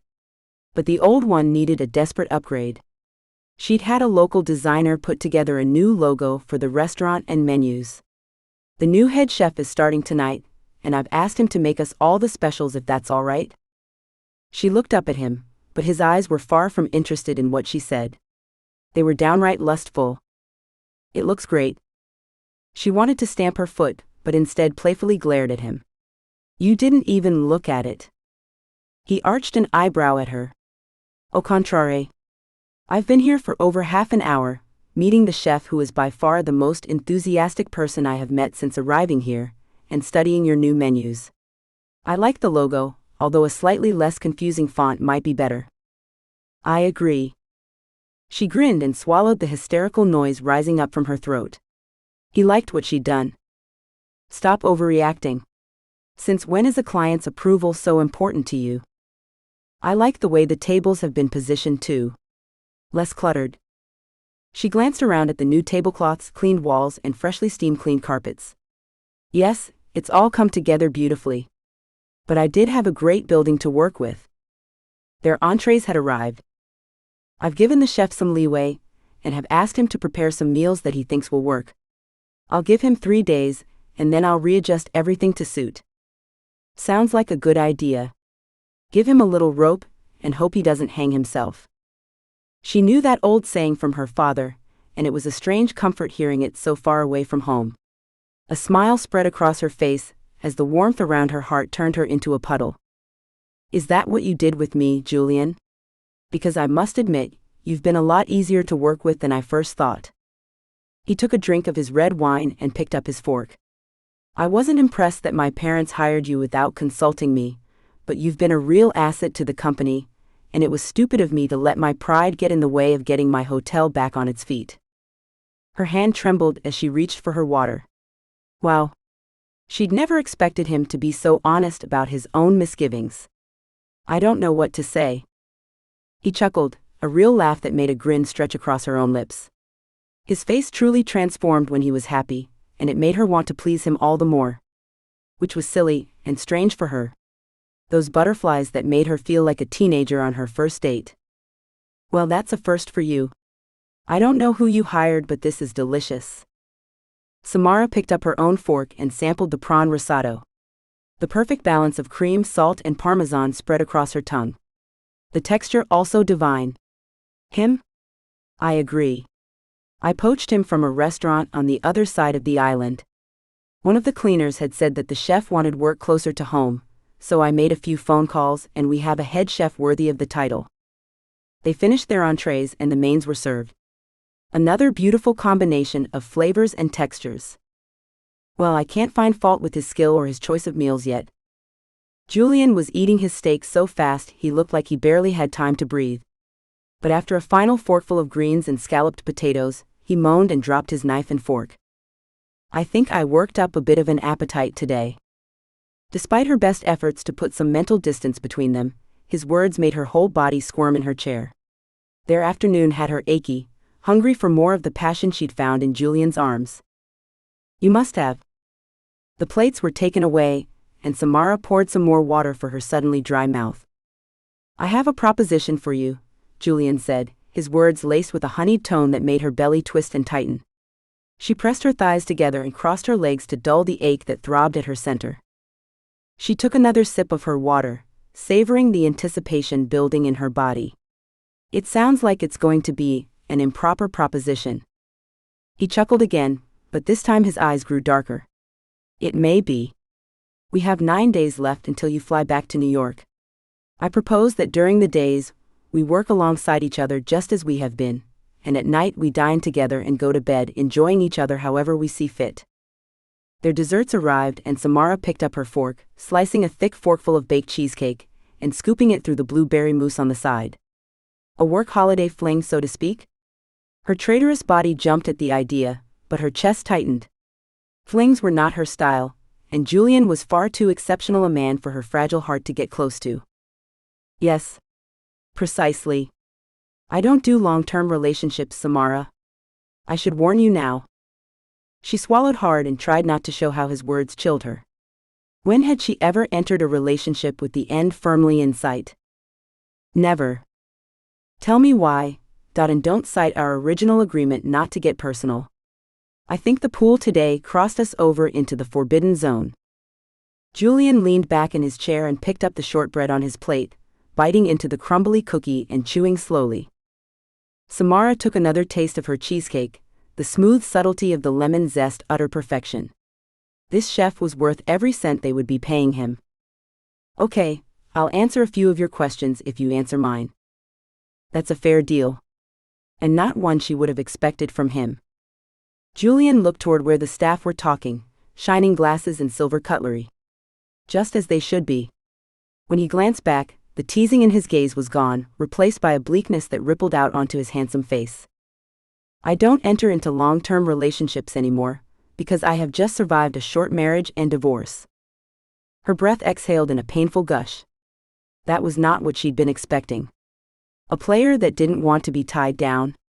Sure. But not someone who'd loved and lost. Her eyes shifted as though seeing him differently. Oh, that must have been painful. He nodded tightly once. The whole bloody thing was painful. My wife, he practically spat the word out, played the dutiful role right up until the day we said I do, then she turned into an absolute hellcat. I couldn't wait to get out of there.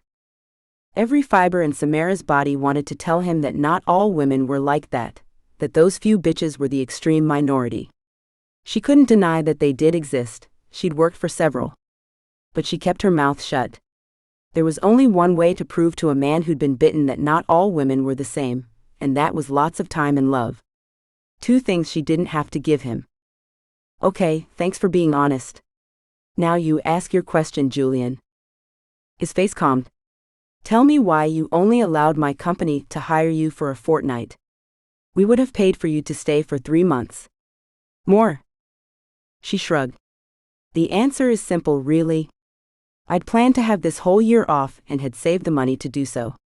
But my parents rang up a few weeks ago to say the bank was foreclosing on their house, and they needed money. I gave them what they needed, but it left me short for my goals for this year. So I'm here, filling up the bank balance again. He blinked. I'm sorry to hear that, but it doesn't answer the real question. Why only 2 weeks? If you need money, why not work more? Stay longer. She shook her head hard. She hadn't worked herself to death for the past decade to worry about money now. I have money. I own my 2-bedroom apartment and still have my business. I just didn't want to struggle if things didn't go to plan, and your mother's phone call felt like the hand of fate handing me a boon. But when it comes down to it, I need to take this year off for my health. He swallowed strangely, a downward edge pulling at his lips. Are you unwell? Oh no, it's nothing serious. Look, I don't want to give you too many details, but I've worked hard for a long time. I've sacrificed family time, friendships, and my health to a certain degree to get ahead. But my priorities have shifted, and my endometriosis has given me a timeline I'm finally listening to. You're still being very vague. She huffed out a laugh, her vision board swimming into view in her mind. Time to be completely honest. And although she knew that he was about to freak out and possibly run away, she owed him the truth. He'd given it to her. Julian, do you really want to know about my plans for babies, marriage, and my very unhealthy uterus? He shuddered, literally shuddered, like a leaf in a strong breeze. She laughed at him. Curiosity killed the cat. See? Told you. His spine had straightened until he was sitting up like a soldier. You're right. I don't want to know. She licked the metal prongs of the dessert fork. Good. So let's just enjoy the next 9 days and then we can go our own separate ways. And before she'd consciously made up her mind, she was hearing herself agree to his proposal. She may not be the type to sleep around, but if this was the last chance she had to feel a man's arms around her before she began the long and painful process of IVF, then she would enjoy it. Sounds good to me. He grinned at her, and her belly flipped, tugging at her in that special way. They finished their 3-course meal and stood up. I think that chef is hired for good now, don't you? Julian nodded, yes? Definitely. You did well there. Shall we? He tilted his head, and she assumed he meant to go back to their room. She'd love to, of course, but a bit of waiting never hurt anyone. Yes. But can we go for a little walk first? I am so full from dinner. She watched him carefully, and if he was disappointed by her request, he didn't reveal it. Of course, that's a great idea. Around the pool again? Or? She had a better idea. I'd love to walk over to the beach. I haven't set a toe on Waikiki since I arrived. He smiled, one of his genuine relaxed smiles, and they headed into the quiet foyer and through the glass doors that now opened on approach. She giggled a little as they walked out into the humid night air and he asked, "What's funny?" She waved her hand at the entrance. Oh, those doors. I'm always so pleased by small improvements that make a massive difference to a business appeal. He chuckled. Yes. That was a good thing to fix. It was my very first phone call. How are the numbers for the hotel going? We're still very much in the red, but we didn't expect a turnaround from the first day. 3 months is the goal. But let's not talk about work. Tell me about your fantasies. A surprised laugh filled up her belly as she ran across the road, finally landing with her sandaled feet on the cool sand of Waikiki Beach. Now this is a fantasy. She tugged at the buckles and shuffled out of her shoes, before picking both of them up. She held them by the back straps and let the small grains of sand nestle between her feet. It was dark, so all she could see was what the streetlights illuminated, and the moonlight that sparkled off the water. Standing on a beach in Hawaii. I've wanted to come here for so long. She began to walk, loving the sound of the waves, the quiet around her. She put her arms out wide and spun in a circle, her dress twirling around her legs. Isn't this magnificent? He chuckled softly, the sound rolling around her. She was getting used to that laugh. Are you laughing at me, Mr. King? She turned to look at him, and began walking backwards, her eyes now adjusted to the dark so she could see the unusual play of emotions on his face. What was he thinking? Chapter 10. Julian stuffed his hands into his pockets and began walking along the firm sand, his Italian leather shoes sinking with each step he took. I am. But it's a good thing. She twirled again like a 5-year-old with a new party dress, a sight he would never have assumed he would find attractive on a woman. But Samara was utterly enchanting. How is it a good thing? How much should he tell her? They were beginning an affair of sorts, so some nice words were appropriate, but this woman was an Alice. There was a large rabbit hole in front of him, and the last thing he wanted to do was go tumbling down it. It's good because I've never met a woman like you. You're fun. She laughed again, the sound so clean and smooth it sent a shiver down his spine. There was no pretense or artifice to her, and he wasn't used to it. In his world, he was always looking behind people's words, investigating their intent, and second-guessing how they were trying to manipulate him. With Samara, he didn't need to do that. She was different, and it was as obvious as the moon in the sky. And all of a sudden, he was intrigued. Tell me why you're so different, Samara. Where did you grow up? What were your parents like?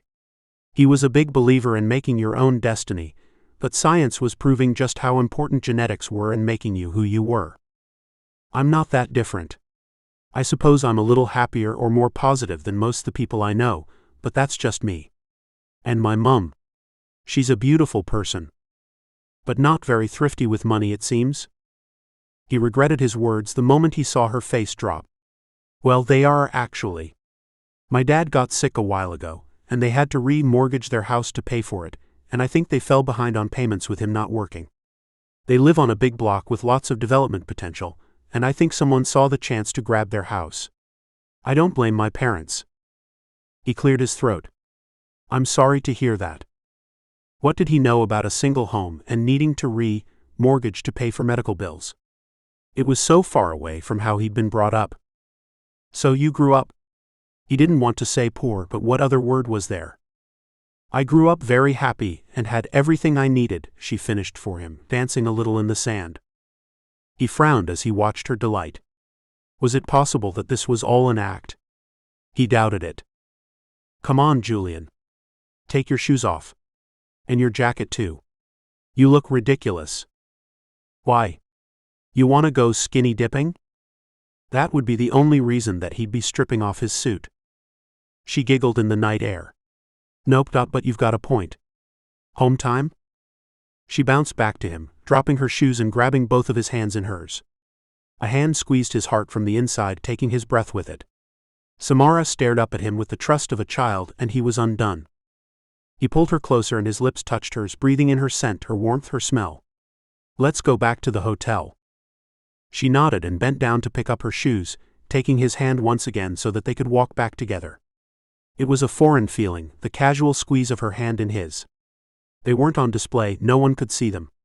She wasn't like his ex-wife. Samara wasn't holding his hand to mark him as her property, nor playing a role. She wanted to hold his hand, and considering what they were about to share, it all made sense. He pulled away as they stepped back onto the pavement, his hotel a huge presence across the road. Shall we? She nodded, and together they ventured inside, walking up the stairs to her room on the second floor. His heart pounded as they entered her room, an anomaly in these situations. Chapter 11. No, it's your turn to answer one. Samara pushed Julian's naked chest back hard until she could jump on top of him, clinging to the sheets to cover herself while his hot naked flesh pressed into the spot between her thighs. Fine. Ask away. They'd continued their one-question-a-night game after that first dinner, and she was beginning to crave that special time with him. Those few short hours she got to see Julian unguarded, smiling. They weren't enough. Tell me what you're most afraid of in the world. Blue eyes grew stormy for a moment, before clearing like a summer's day. Snakes. I can't stand them. Oh, you're cheating again. She reached under his arms and tickled the flesh over his ribs. He flipped them both over and she landed flat on her back, her hands pinned above her head. He smirked down at her helpless form and she glared back. He was too strong for her, and even though she hated it because it made her feel weak, she loved how dominant he was. She pouted up at him. That is not fair. I answered you honestly. It was a battle, every night. To glimpse a true part of him, a rawness that she desperately wanted to see. He'd fought her those first few nights and she hadn't minded too much, but they were getting to their last days together and she'd grown more desperate to know him. I'm not afraid of much, Samara. Death, maybe. My parents growing old and sick. Maybe. He shrugged a little, and she relaxed the fight in her arms, so he rolled onto his side behind her, pulling her body into his until his heart beat against her back. Her eyes closed all by themselves. Like curtain call at the end of an amazing play. I can agree with you there. I'm really close to my parents. I couldn't imagine not having them. The silence stretched and she let her body relax against his, willing him to stay a little longer. Why he had to go back to his own room each night she'd never know. Work, he said. Yeah, right. More like a deliberate wall he kept up between them. I better get going. You're tired. She groaned and twisted in his arms, pressing him down so that she could curl up on him, her head on his chest. Why do you always leave? We've only got 2 more nights together, and then it's all over. A lump lodged itself in her throat, and she swallowed hard against the hot ache in her chest. They worked their asses off each and every day, and they celebrated their successes together each night. They were a great team.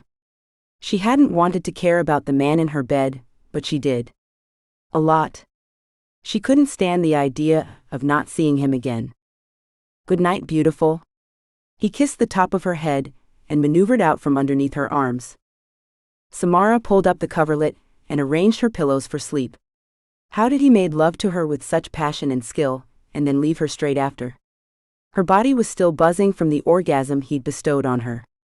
Are you sure you don't want to stay? She patted the bed next to her. I'll make room, I promise. I'm not too much of a bed hog. She was lying there. Her girlfriends that she'd shared beds with over time after big nights out or conferences had always complained that she was like an octopus. No. I can't. But why, Julian? He groaned as he pulled on his shirt, his jacket, his pants. It was such a shame to watch his incredibly strong and beautiful body be covered up like that. Because, Samara. She held her breath. Was he going to answer her? Because? He sighed and shook his head. Damn it. Come on. Please. Just be honest with me. This one time. He spun back around and she knew she had him. His eyes had darkened. Because there is an intimacy to sleeping together that I don't want. We're already too close, and with you leaving, it just doesn't make sense. I'm too close? Huh? Yes? He nodded his head once, dropped down onto the bed for one more kiss, then waved himself out the door. She was too close. What did that mean? Why was she so bad at understanding men? Did he like her too much? Was she already too close because she was so clingy, too affectionate? What? She lay back in her snuggly pillows and felt the burn of tears in her eyes. No. Don't you dare. She could not afford to feel too much for this man. He'd made it clear at the beginning of this relationship that he wanted nothing more than a fling, and she'd agreed to that, so she couldn't complain now. She blew out a long breath and visualized her dream board. This year was for her and her baby. Despite how lovely Julian could be, how smart and funny and certainly sexy as hell, he was not relationship material. His ex-wife had obviously done a good job of damaging his heart, and that was one thing she wanted from him. She didn't need his money, his status, or even his good looks, although that helped. If she was to invest in the long term with him, she wanted his heart, and unfortunately, that wasn't on offer. Chapter 12. 2 days later, they were having dinner when Julian hit her with one out of left field. I'd love to see you again when we're both back in New York. Samara choked on the water she was drinking, then placed the glass quickly down, dabbing at her mouth with a napkin. Okay. That's a little unexpected. Especially since he'd canceled on her last night, both dinner and their nightly lovemaking session. She'd assumed they were done early, so this was certainly news to her. A tugging worry wove around her chest, and she fought the need to ask him 1,000 questions all at once. Didn't he understand that their lives would never work once they were back in the Big Apple? When she didn't respond, he asked, "What's wrong?" Julian's furrowed brow and worried words surprised her. Did he read her so well already? Nothing. No, seriously, tell me, Samara. I've seen that look far too many times this week. I know you're not thinking pleasant thoughts. She glanced away, a smile tugging at her mouth. So he did know her, a little bit better than she'd realized. I'm just wondering how life will be when we get back. This has been such an incredible week out of time, but what? She took a shallow breath and bit her lip. How to tell him that she didn't have time this year for what he wanted? Also, should she admit the fear she could feel peeking out from her heart that she would never survive longer with him? She was already besotted. How would she continue to fight her feelings for him if they kept seeing each other? His eyebrows narrowed and his blue eyes hardened like flint. Am I to assume from your body language that our liaison is done? There was a hardness in his voice that she hadn't heard before and didn't understand. Hey, what are you getting upset for? He sat up like a tin soldier. I am not upset. Bullshit. He'd outright told her that nothing else was on offer, and she'd hardened herself to that reality. Changing her plans on a promise of another sex-only affair would be devastating to everything she needed in life. You are upset. I thought we'd agreed that this was a holiday work fling thing. She let the question hang in the air between them, and he took his time responding. Julian forced a smile to his lips and then took a long swallow of his red wine. He'd been thinking about this, and he had an answer for her. It's up to you really, Samara. We can leave it as a holiday fling. Or, we can continue to see each other when we get back to New York. We don't live far from one another, and we get along well. That was an understatement, of course. He'd never met a woman whose company he enjoyed so much, but he was keeping that to himself. She drew a deep breath, looking away for a moment, and unease shifted in his chest. Had he read her enthusiasm over the past few weeks incorrectly? He'd thought she would jump at the chance to spend more time with him. Enjoy his lifestyle. His money. Even just the sex, that was good enough to sacrifice time for. Her eyes shifted back, a pinch between her eyebrows raising red flags for him. What sort of relationship would you want back in New York, Julian? This was the slippery slope question. Women slid these into the conversations too often, and he had to be careful here. Same as we had here. Dinners, sex, conversations. I find that I enjoy spending time with you, sharing ideas. He swallowed, amazed at the strength of emotion tightening his chest. I don't enjoy people's company often, and I'm going to miss these easy exchanges once I'm home again. All of that was true, and he was surprised how easily it spilled from his lips. He didn't like to give women he dated a tool to use against him, but as Samara was so different, he was willing to afford her more compliments. An insight into how he felt about her. She relaxed in her chair, her shoulders dropping down and a beautiful smile lighting up her face. Thank you for saying that. I find you easy to talk to also, and I'm going to miss you once I leave. And yet she was saying no. It was obvious. What had he missed? Does that mean you want to leave this in Hawaii? His gut burned with a heavy disappointment. In himself mostly. He wasn't generally wrong about women. No, I'd love to keep seeing you when we get back, but... She bit her lip and his mind whirled with possibilities. A boyfriend, a husband, kids? What was stopping her? And why hadn't he researched her more thoroughly before taking this step? Foolish mistake. A first. I have to tell you something, and I'm not sure our stars are going to line up on this one. Tell me. He ignored the line about the stars, or whatever she believed. Fate was not real. He and only he controlled his life. I want to get married and have a baby this year. What? Where had that come from? Pardon me? His hands landed palm down on the table, the force causing the knife and fork to clatter against the plate. She'd said something about marriage and babies in that first conversation they'd had, but he'd been too petrified by the topic to quiz her any further. And he hadn't thought it applied to him, but now obviously it did. Had this been her plan all along? To seduce him into marriage? Not a chance. He was never getting married again. Never. She rolled her eyes at him. Don't freak out on me, I'm just being honest. His heart raced in his chest. Not a good sign. He nodded at her, to continue. He didn't trust himself to speak as expletives whirled around his head. She sighed. I should start from the start. He nodded again and forced the words out. Probably best. Had he been fooled by a woman again? Impossible. Damn it. Hadn't he learnt his lesson from Marguerite? Samara took a deep breath and began intertwining her fingers like she did sometimes when she was thinking or nervous. I set myself several goals when I was 21, all revolving around money, business, property, etc. And thanks to a lot of hard work and some help from Lady Luck, I've achieved them all. But on a personal level, I'm way behind where I wanted to be. I have endometriosis, quite badly actually. It's a condition that makes conceiving quite difficult, and my specialist told me years ago not to wait until after I was 30 to have a baby, or it may not happen. And at my last appointment, he told me that a hysterectomy is on the cards if I don't act fast. His hands stopped their aching as he released the pressure on his shoulders and arms. His heart calmed down and he took a breath. And you're 30 now? He understood goals and time constraints. His whole life had been about them. He was grateful that a biological clock was one thing he would never have. I turned 30 this year, that's why I initially refused this job. I'm in the process of taking a major step back from my business. I'm not taking on any new jobs, and I'm training people to replace me so I can take the year off. I start IVF as soon as I get back. He stilled, amazed at the narrow view she had of the world and her life in the future. She wanted to be pregnant that soon? He dodged a bullet then. IVF. He'd heard it was an incredibly expensive, stressful, and damaging process. Just thinking about the artificial hormones she'd be pumping into her body made him cringe, let alone the natural pregnancy-related ones.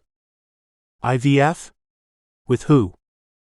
A donor, unless I meet someone very soon who wants the same things I do.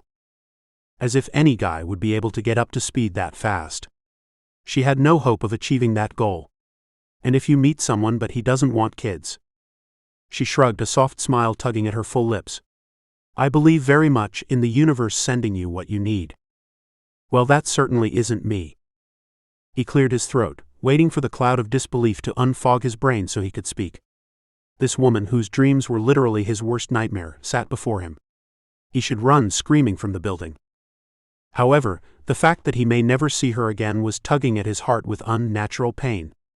Well, at least you've been honest, I'll give you that. She laughed, but it sounded hollow. Look, I appreciate the fact that you aren't on the same page as me, so let's just enjoy the last night we have together and then say our goodbyes tomorrow. It has been an amazing journey, and I thank you for that, Julian, very much. Love poured out through her eyes and he looked away, tightness squeezing his chest again. He didn't want to focus on any of the feelings Samara invoked in him. There was only one thing left to do, and she was right. Enjoy their last night together. He had so many things left he wanted to do to her. He turned his gaze back on her, and injected the lust that was now trickling through his veins into his tone. Now that, my beautiful, sounds like a plan. Chapter 13. Samara let Julian lead her upstairs, her throat aching from unshed tears. She'd been completely honest with him, and he had acted how she'd most feared he would. With utter fear and certain rejection. But she was doing the right thing by stopping their relationship tonight. It was the best thing for both of them. Julian would never handle her IVF journey, and she couldn't continue to have sex with him and keep her heart in one piece. Tonight would be pushing her resistance as it was. She squeezed his hand. Can we go to your room? I haven't seen it yet. He hesitated, then smiled, pulling her toward the old grand elevator that she'd become very attached to. She'd missed this hotel so much once she was gone.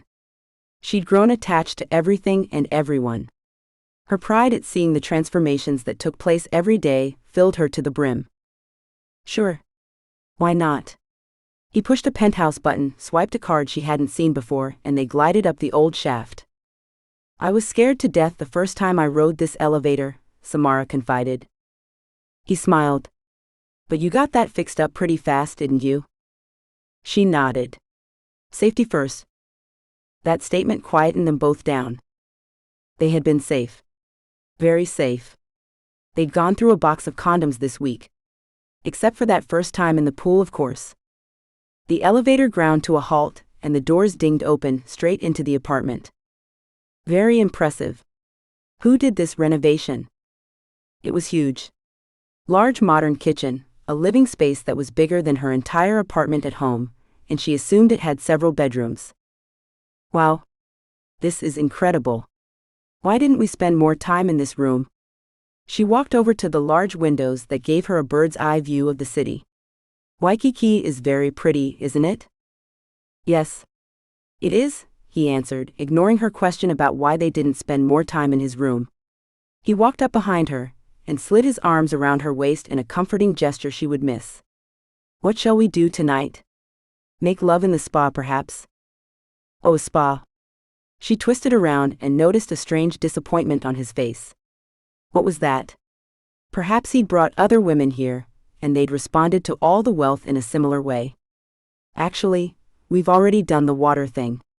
Do you have anything you'd like to do?" He smiled this time, the light reaching his eyes for once. "Yes, I do." He picked her up and carried her over to the kitchen, where he set her down on the marble bench top. She tried not to squeal as the cold bench top bit into her thighs and instead focused on him. Julian ran his hands up the outside of her thighs, her insides clenching with need. Finally, he tugged at her panties. Obviously, they were going to make love right here. "Lie back." Throwing caution and insecurities to the wind, Samara lay back on the cool marble and let Julian pull her panties down. Nervous bubbles wiggled in her belly, but she did as he asked. Her knickers disappeared down her legs and Julian knelt on the floor, his hands opening her thighs. She lifted her knees, placing her feet on his shoulders as he began to kiss up the inside of her thighs with his soft, beautiful mouth. She covered her face with her hands, a strange embarrassment sweeping over her as tingles of pleasure curled in her belly. They were beneath bright lights in his kitchen, and he was about to lick her. "Oh wow." She moaned as his tongue pulsed over her swollen clit, the sensations coursing down the backs of her legs. He continued to pleasure her as she thrashed on the table. His tongue swiped over her flesh, suckling her clit before delving deeper down into her body. "Julian, please." He stood up and looked down on her, wiping his glistening chin with his hand. "What is it?" "I want you." Satisfaction showed in his gaze as he grinned, lifted his hand and slid his fingers into place. Opening her, filling her up, and causing a new pleasure to pulse through her belly. He moved his fingers in and out, in the perfect rhythm that made her eyelids begin to drop and her legs to tighten. He withdrew his hand from her aching cleft and began to unbutton his pants. She pulled herself up to sitting and attacked his buttons herself, opening his shirt so that she was free to touch him properly. Her hands ran over his hot skin and pushed his shirt down his arms. Julian opened his pants and stroked his cock with his wetted hands, then slipped protection on. She would have much preferred there to be no barrier between them, but he'd argued this point already with her. She held tight to his shoulders and stared into his eyes as he stepped closer. Julian said, "I want to remember this." She nodded and breathed out slowly, opening her legs to accommodate him now that he was fully naked. He set his thick arrow-shaped cock head to her swollen lips and slid in slowly. She bit her lip as hot tears gathered in her eyes. She concentrated on her breathing, his blue gaze connecting with hers as he dove into her body, bringing them together for the very last time. That thought caused more tears as hot, tight pleasure squeezed her belly, and she closed her eyes, dropping her head as the feelings overwhelmed her. His hand shot up and lifted her chin. "No hiding. I want to see you." He pulled back and she cried out, shifting forwards to receive him again. He slammed back in and she screamed, digging her nails into his shoulders. He moved back again, and the emptiness inside her became too much to bear. He thrust back towards her, and she stared straight into Julian's eyes, his mouth open and his breathing rate increasing as he began to move harder and faster. They were now both part of the ancient dance, a race to the end. They moved as one, each receiving and taking as the storm began to lift them up and throw them around. "Julian?" A hot, huge wave crashed into her and she cried out, squeezing him tightly as pleasure slammed through her. Julian kept moving, prolonging her orgasm until he was grunting, panting, fighting his own release. She shifted her pelvis forward again, taking him deeper, and then she heard it. That hitch in his breath, that groan. He threw back his head as he thrust, balls deep, into her body, and let go of that beautiful control he had. He shuddered in her arms and she kissed the line of his strong throat, then his cheek when he finally dropped down close enough. The heat settled over them like a cloud, and she didn't want to break the spell. But when he finally did, she let go of any hurt feelings. This was one last night to remember. "To bed?" he asked as he pulled away. She nodded as he cleaned himself up, grabbed his bedraggled clothes and led her into the huge main bedroom. They made love again, and when the sun rose, she was still in his arms. They didn't have breakfast together, nor really said goodbye. "I better go, Julian." I've got a lot of things to check off before my flight tonight. Of course. Thank you for all your great work over the past 2 weeks. You really have got this hotel back on the road to recovery. Straightening her collar, she ran her fingers quickly through her hair. She'd have to stop off at her room to shower and change, then she'd attend to the staff. Turning to him, she pasted on her sunniest smile.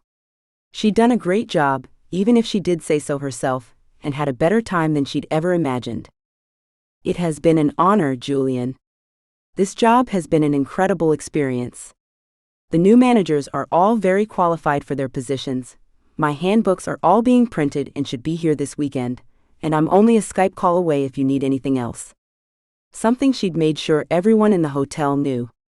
Just because she'd be home doing her health retreat thing, didn't mean she couldn't fit in a call or two. I know. And I have your email. I wish you luck with your future plans, Samara. She smiled at him, her heart squeezing tight. You too, Julian. It really has been an honor to work with you. He smiled at her, then headed off into the shower, shutting the door behind him. Samara managed to get through the day very well. Surprisingly well. She tied up all her loose ends, managed to speak to the staff, and even have a beautiful, albeit fast dinner as she was running out the door. Leaving the hotel was so far away from her first experience when she'd arrived 2 weeks ago, she could barely believe it. This time the maître called her a taxi, the doors whooshed open on their own, and there was a tour bus arriving on the doorstep to check in. She left Hawaii with a smile on her face and knowledge that she'd done a great job. However, the ache left in her chest as she watched Waikiki disappear beneath the cover of cloud as her plane took off, told her that Julian would not be as easy to forget as she'd originally hoped. Chapter 14. The baby looks perfect. Measuring a little big for 20 weeks, but that's still within normal limits. You are one very lucky woman, Samara. Samara couldn't tear her eyes away from the ultrasound screen where her baby moved vigorously around, almost as though it were trying to run away from the probe pressed into her belly. I am so lucky. Her obstetrician took the metal paddle away, and the screen froze on the last image of her little one. It was 4 months since she'd left Hawaii, and 3 months since she'd realized she was pregnant. The most incredible and terrifying moment of her life so far. The fear had been immediate, followed swiftly by disbelief and then a warmth of love that she'd never expected. Against all odds, she'd conceived the baby her specialists had sworn was almost impossible, in a body she'd been told may not be able to carry a child at all. She'd held her breath until that first ultrasound at 12 weeks, when despite the fear gnawing at her insides, she'd hoped and prayed for a good outcome. The universe had delivered for her. Her life was now even better than she'd ever imagined. Seeing the baby's little heart racing away on that first screening caused tears. They hadn't stopped since. Tears of joy, tears of relief, tears of hormones that she couldn't quite control. Thank goodness the nausea had finally stopped. She'd lost 10 pounds in the first trimester. She hadn't been able to keep anything down. All done here. You can get dressed and I'll see you at your next appointment. Her obstetrician handed her a printout of her baby's profile, and she gripped it tight. Her parents would love having this picture. She'd have to scan it and email them when she arrived home. Thanks, Alex. He left her alone and she got to her feet, checking her phone and seeing another missed call from Julian. Her stomach tightened with unease. What did he want now? That was the 3rd time he'd called in 3 days. She'd managed to avoid seeing him since Hawaii. There had been a few phone calls, emails to staff, and even a few video conference calls with decorators for the hotel. Despite her original reservations on working through this year, she enjoyed it. She'd been happy to help him follow up with the work she'd started, and had built the King Hotel empire for her time. They'd paid for all her nursery furniture and stroller already, just in the overtime she'd done since leaving. Everything was going so well in her life, she found herself holding her breath some days, waiting for something bad to happen. Her business was ticking along, her 2 protégés were doing very well in her absence. She was seeing a chiropractor, a naturopath, and doing pregnancy yoga regularly. Her parents were happy and debt-free, and she had a healthy baby growing inside her.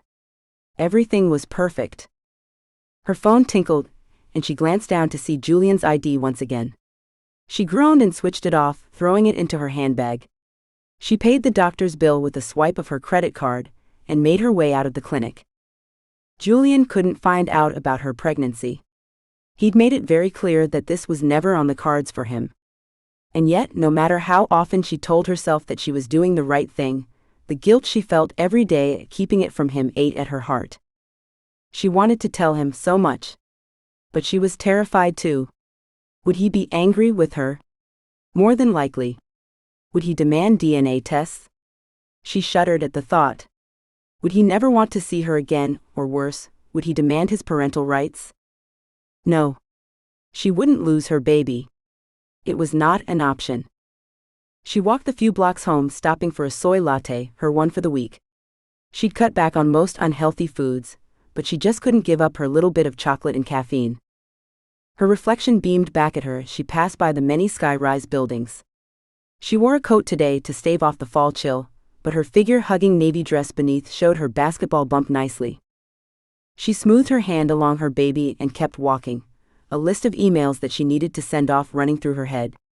As she approached her building, her eye caught a flash of something silver as an expensive foreign car pulled up at the curb.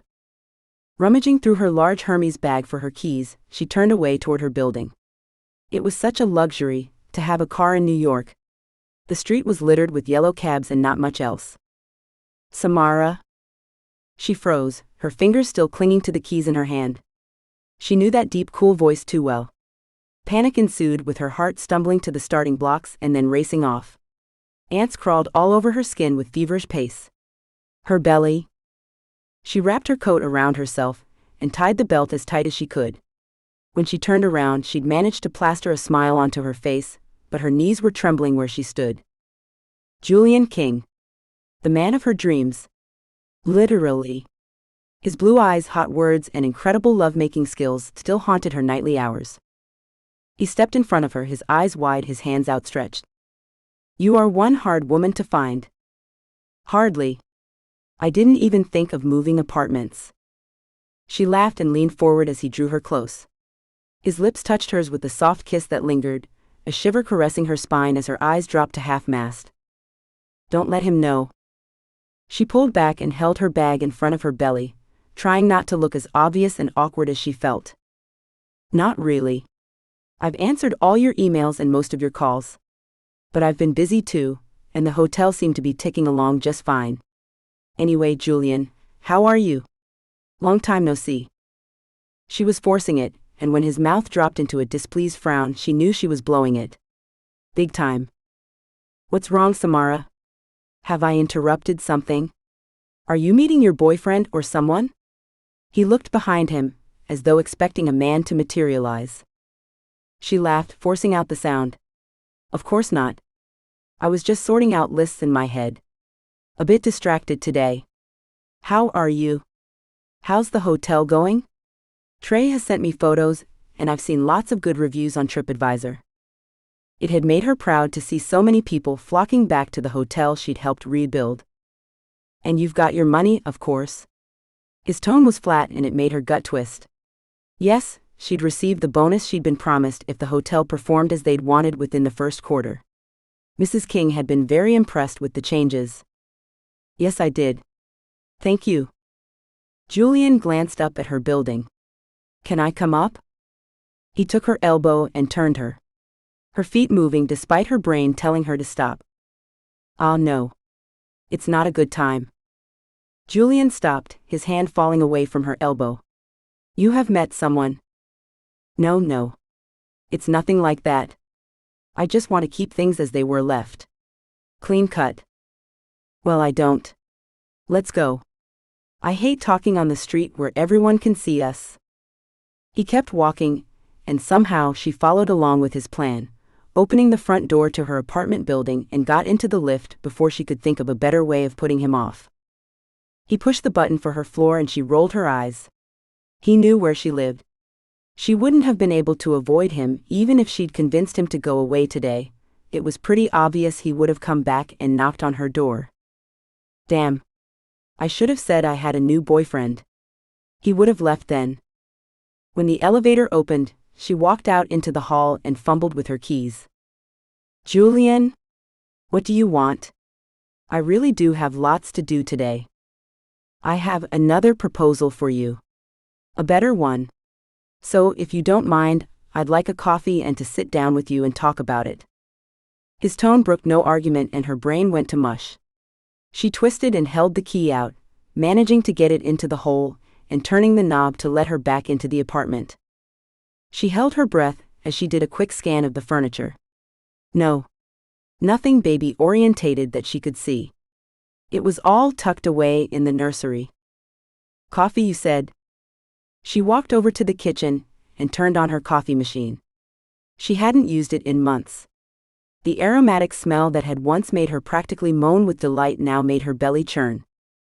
One of the many things she'd gone off during her pregnancy. Cappuccino?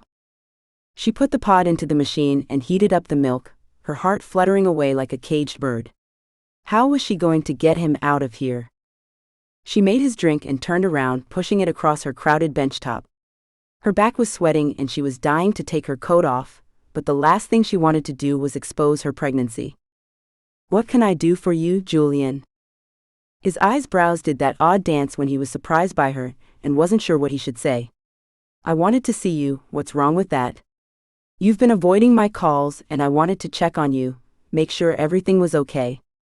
She gestured to herself in general. Well, as you can see, I'm fine.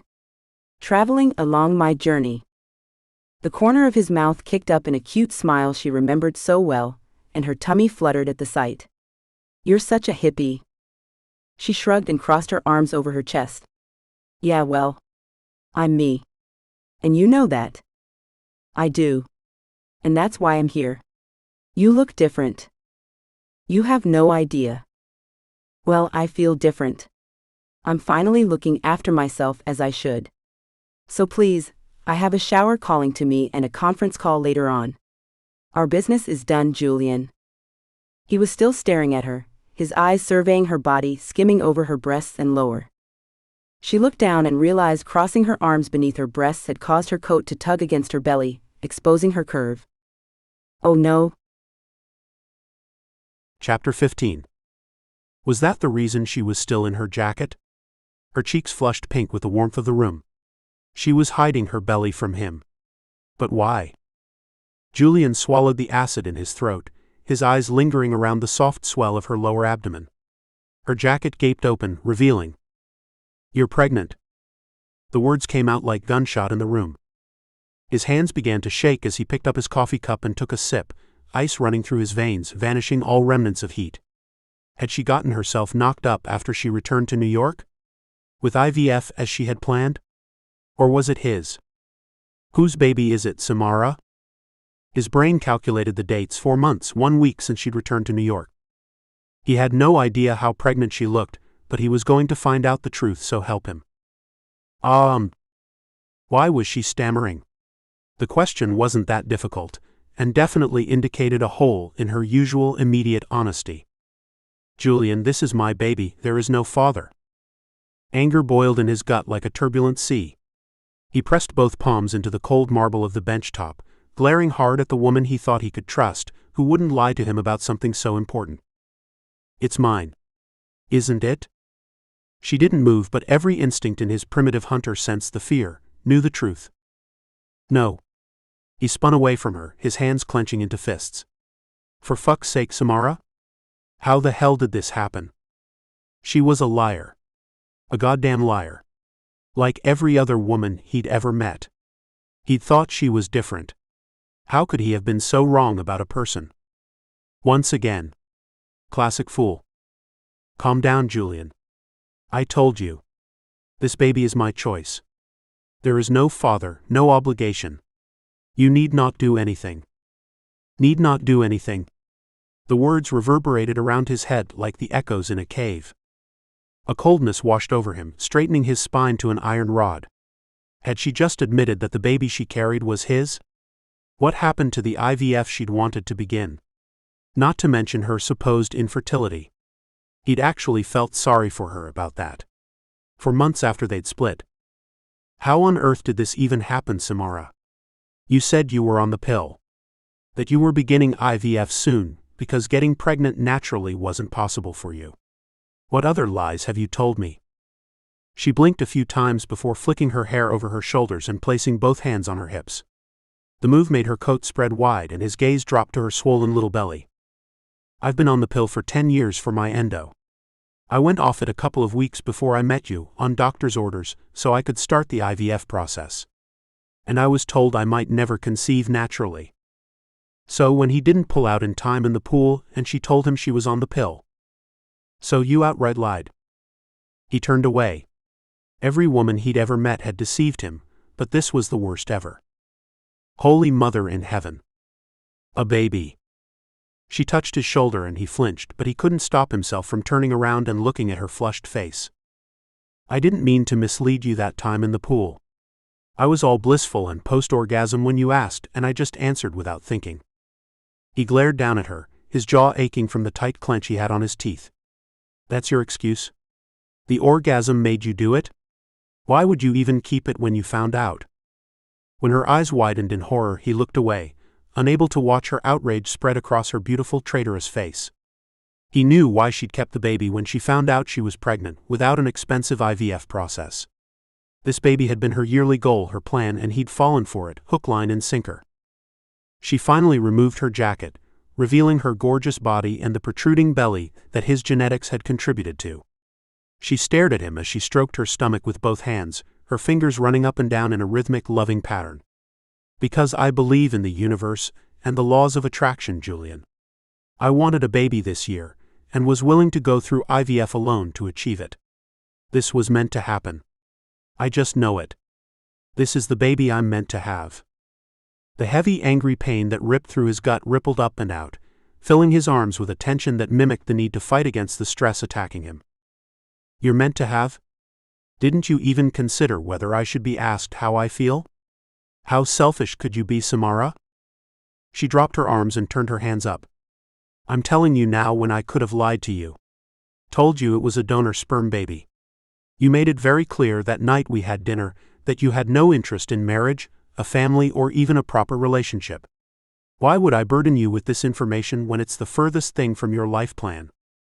What a ridiculous reason to withhold life-altering information. So now it's my fault? You stole my sperm, gave me no choice in this, and now you're having my baby without my permission. Anger flickered across her face, her lush mouth twisting up and her eyebrows drawing together. I did not steal your sperm. If I remember correctly, you gave it to me without a second thought. Heat washed up his neck, a spreading sense of shame finding its target near his gut. He'd come inside her without a thought for the consequences, something that had never happened before. Not even with his ex-wife. But if I'd known you weren't protected, we could have sought out the morning after pill. You've taken away any chance I had in making this decision with you.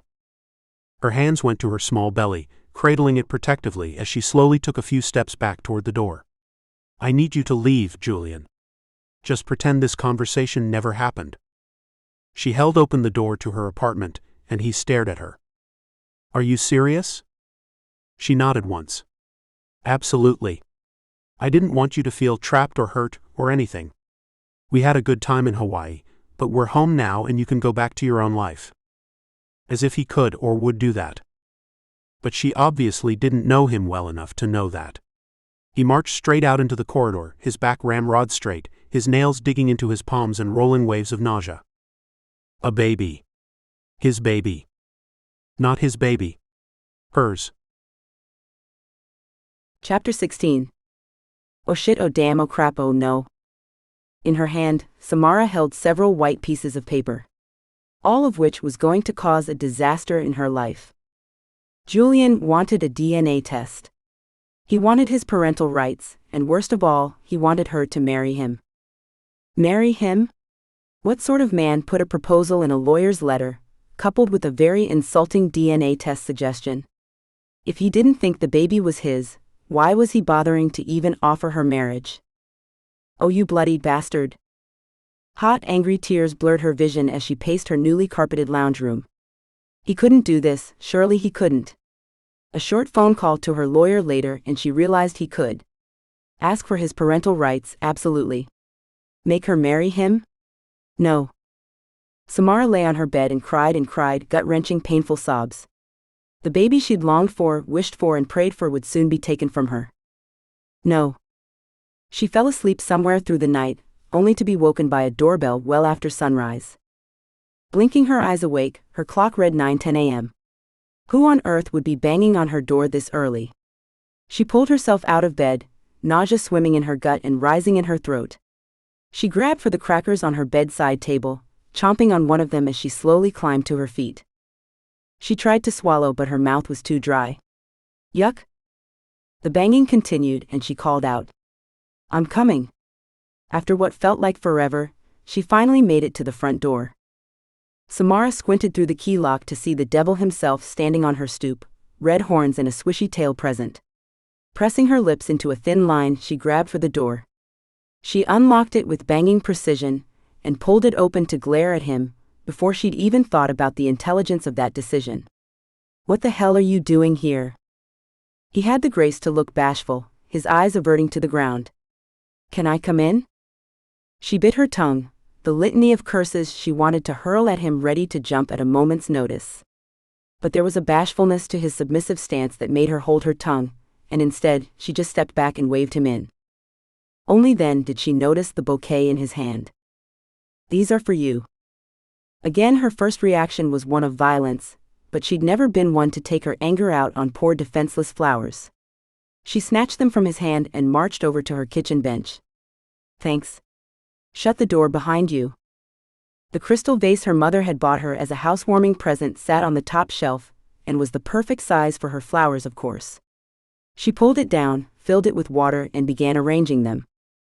They weren't just red and white roses, there was a combination of greenery, tulips, and even orchids. As she stared into center of the vase, water twisting around the stems reminding her of how swamped she felt herself, she asked her tormentor, "What do you want, Julian?"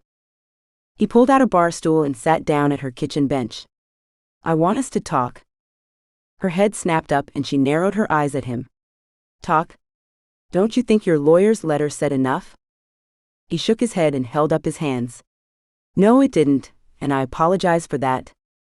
I think I acted too rashly." Her temper exploded like Mount Vesuvius. You think? You think? I am pregnant, by the good graces of whatever deity deemed it possible, but this is still a very high-risk pregnancy. I do not need this stress or this shit, Julian. I spend every day meditating, going to yoga, and eating the most organic food I can find to keep my baby alive, and you decide to threaten me with a lawyer. What are you trying to do? Make me miscarry? She was screaming by now as her true fears poured out. She'd put everything on hold for this baby's health, and its own father had put its life in jeopardy. The stress from yesterday would surely leave its mark. He stared at her, his eyes wide and his lips thin. Are you all right? Of course I'm not all right. And you can forget about me marrying you. You can wait until the baby's born, and then do your DNA test. Don't you be thinking you'll be putting a needle anywhere near my baby. The risk of miscarriage with an amniocentesis is 0.5%. You can go jam it up your ass. Breathing was becoming a problem. She panted, taking long, quick breaths. How could he do this to her? Julian pushed himself to his feet. I didn't mean to distress you so much. I wasn't thinking properly. I'm sorry. You should be. She moved around the kitchen bench and staggered to the couch, falling into the soft cushions and grabbing a pillow to cuddle for comfort. She gulped at the lump in her throat. And I can't believe you honestly even want a DNA test. As if this baby could be anyone else's. That had really pissed her off.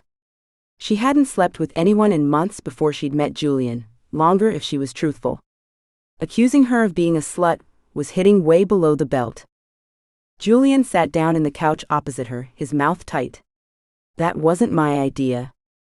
Good, because you're not getting the results for another 20 weeks. She held tight to her pillow and turned her face away, staring out the window where there was a clear, cloudless fall sky. Bloody stupid weather.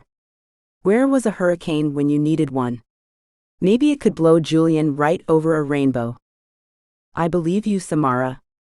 She snapped her head back around. And do you still believe that I did this on purpose? He didn't blink, but there was a hardness in his gaze that answered it for him. Of course you do. She fell back against the pillows and let her hands fall down to the side. How was she ever going to make him understand? She would never have deliberately done this to him. Never. Chapter 17. Julian regarded Samara as covertly as possible. Her keen eyes were too perceptive for him. He wouldn't be able to hide anything from her, so no point lying to her. Yes, his suspicions were still there that she had tried to get pregnant on purpose. But there was one thing that was bugging him. She hadn't told him. Had no plans to do so from her reactions so far. So what had he been? A means to an end? A cheap sperm donor for her baby? Because despite his lawyer's obvious fears, she wasn't after his money. He'd had her investigated yesterday, while he stewed in his juices, and although she was nowhere near the league of his parents or himself, she was very comfortable financially. She would provide a nice life for her child, but there was no way he was going to let her do it on her own. It's not that I believe you did this on purpose. I know the sex in the pool was more my idea than yours. His mouth twisted as the piece of logic popped into his head. She hadn't hunted him down, tied him up and stolen his sperm. She'd engaged in very passionate hot sex, and he'd been the one with no control. The pill lie still bugged him though. But you lying about the pill afterwards. Her groan was immediate as she pulled herself back up to glare at him. I don't know how to make this any clearer. I was on the pill for over 10 years. Non-stop. I couldn't go off it because of the bleeding and the pain. I went to my gynecologist in February and told him this year was the year I was going to try to get pregnant. I had an operation to cut out all the endo in my belly, and then he said I had to go off the pill if I had any chance of getting my ovaries working again. I had plans to wait a few months, get my body super healthy, and then start IVF. I never thought I would be able to conceive naturally. Since I turned 18, I'd been told it would be practically impossible for me to ever have a baby. She was panting now, her chest heaving with her impassioned storytelling. He nodded and let her words sink in. It would be easy enough to check with her doctor the facts she spouted. He'd once been a man who could tell if someone was lying with a look, but since his massive failure with his ex-wife and ex-manager, he didn't trust his own instincts. Because they were telling him that she was being honest. All right. I will believe you. He didn't have his fingers literally crossed, but mentally he had both hands making the motion. But we still have the issue of the pregnancy. I want to be able to see the child every day. Living together and marriage is the best solution. Originally, he had balked at the idea, massively. But then it had been pointed out to him what would happen if they didn't marry. Samara was a young, beautiful woman. She would date, perhaps not right away, but eventually she would meet someone. Fall in love and get married. And his child would call that man daddy. He couldn't have that. He didn't want that. Because although he'd never wanted children, now that there was one, he found he had very specific feelings on the topic. Marriage gave him more than full rights to his child, it gave him her. They'd been good together in Hawaii. Why wouldn't they be able to come to an agreement that would suit them both? You are out of your mind if you think that I would ever marry you, Julian. Her hand went to her belly, cradling and stroking in a protective, frantic sort of motion. He tried not to focus too much on the bulge of his child, but it distracted him no end. His parents had always demanded he continue the line, the name. But he'd refused up until this point. He didn't want to screw up his kid as his parents had practically tried to do with him. Boarding schools, nannies, no affection or love. What sort of father would he be after the example he'd been set? But that had all been before Samara's body made his baby. Everything was different now. He would be different. His mother would be thrilled once she found out. Samara. Think of all the advantages marriage to me entails. Unlimited money to expand your business, take on more people, not to mention what it would mean for our child. The best schools, the best of everything. She pouted a little, her gaze not meeting his. It's my child. He clenched his jaw tight. In the eyes of the law, she was dead wrong, but he had to be gentle. Obviously, his lawyer's letter had sent her into an absolute meltdown, which could not have been good for the baby. Samara, please don't push me. I am the father. 50% of that baby's parents. He left the rest unspoken, but even that seemed to agitate her as she stood up and moved to the kitchen. "Do you want a drink or something?" "Water would be great. Thank you." Perhaps they needed a better compromise or more time. They had 20 weeks after all. He was sure he could convince her by then. Samara served him up a big glass of water, and he swallowed it down, his throat unusually parched. He'd headed over here feeling determined, but it was only now that he was realizing that this was probably the most important conversation of his life. "Look, Samara. We can do this, I'm sure. I want this to work, and I'm sure we can hash out a solution that works for both of us. After all, we worked really well in Hawaii together." That drew a tiny smile from her, and his heart fluttered in a strange way. He'd forgotten how much her happiness affected him. "I suppose so." Her shoulders were slumped, and he tried not to be affected by her defeated posture.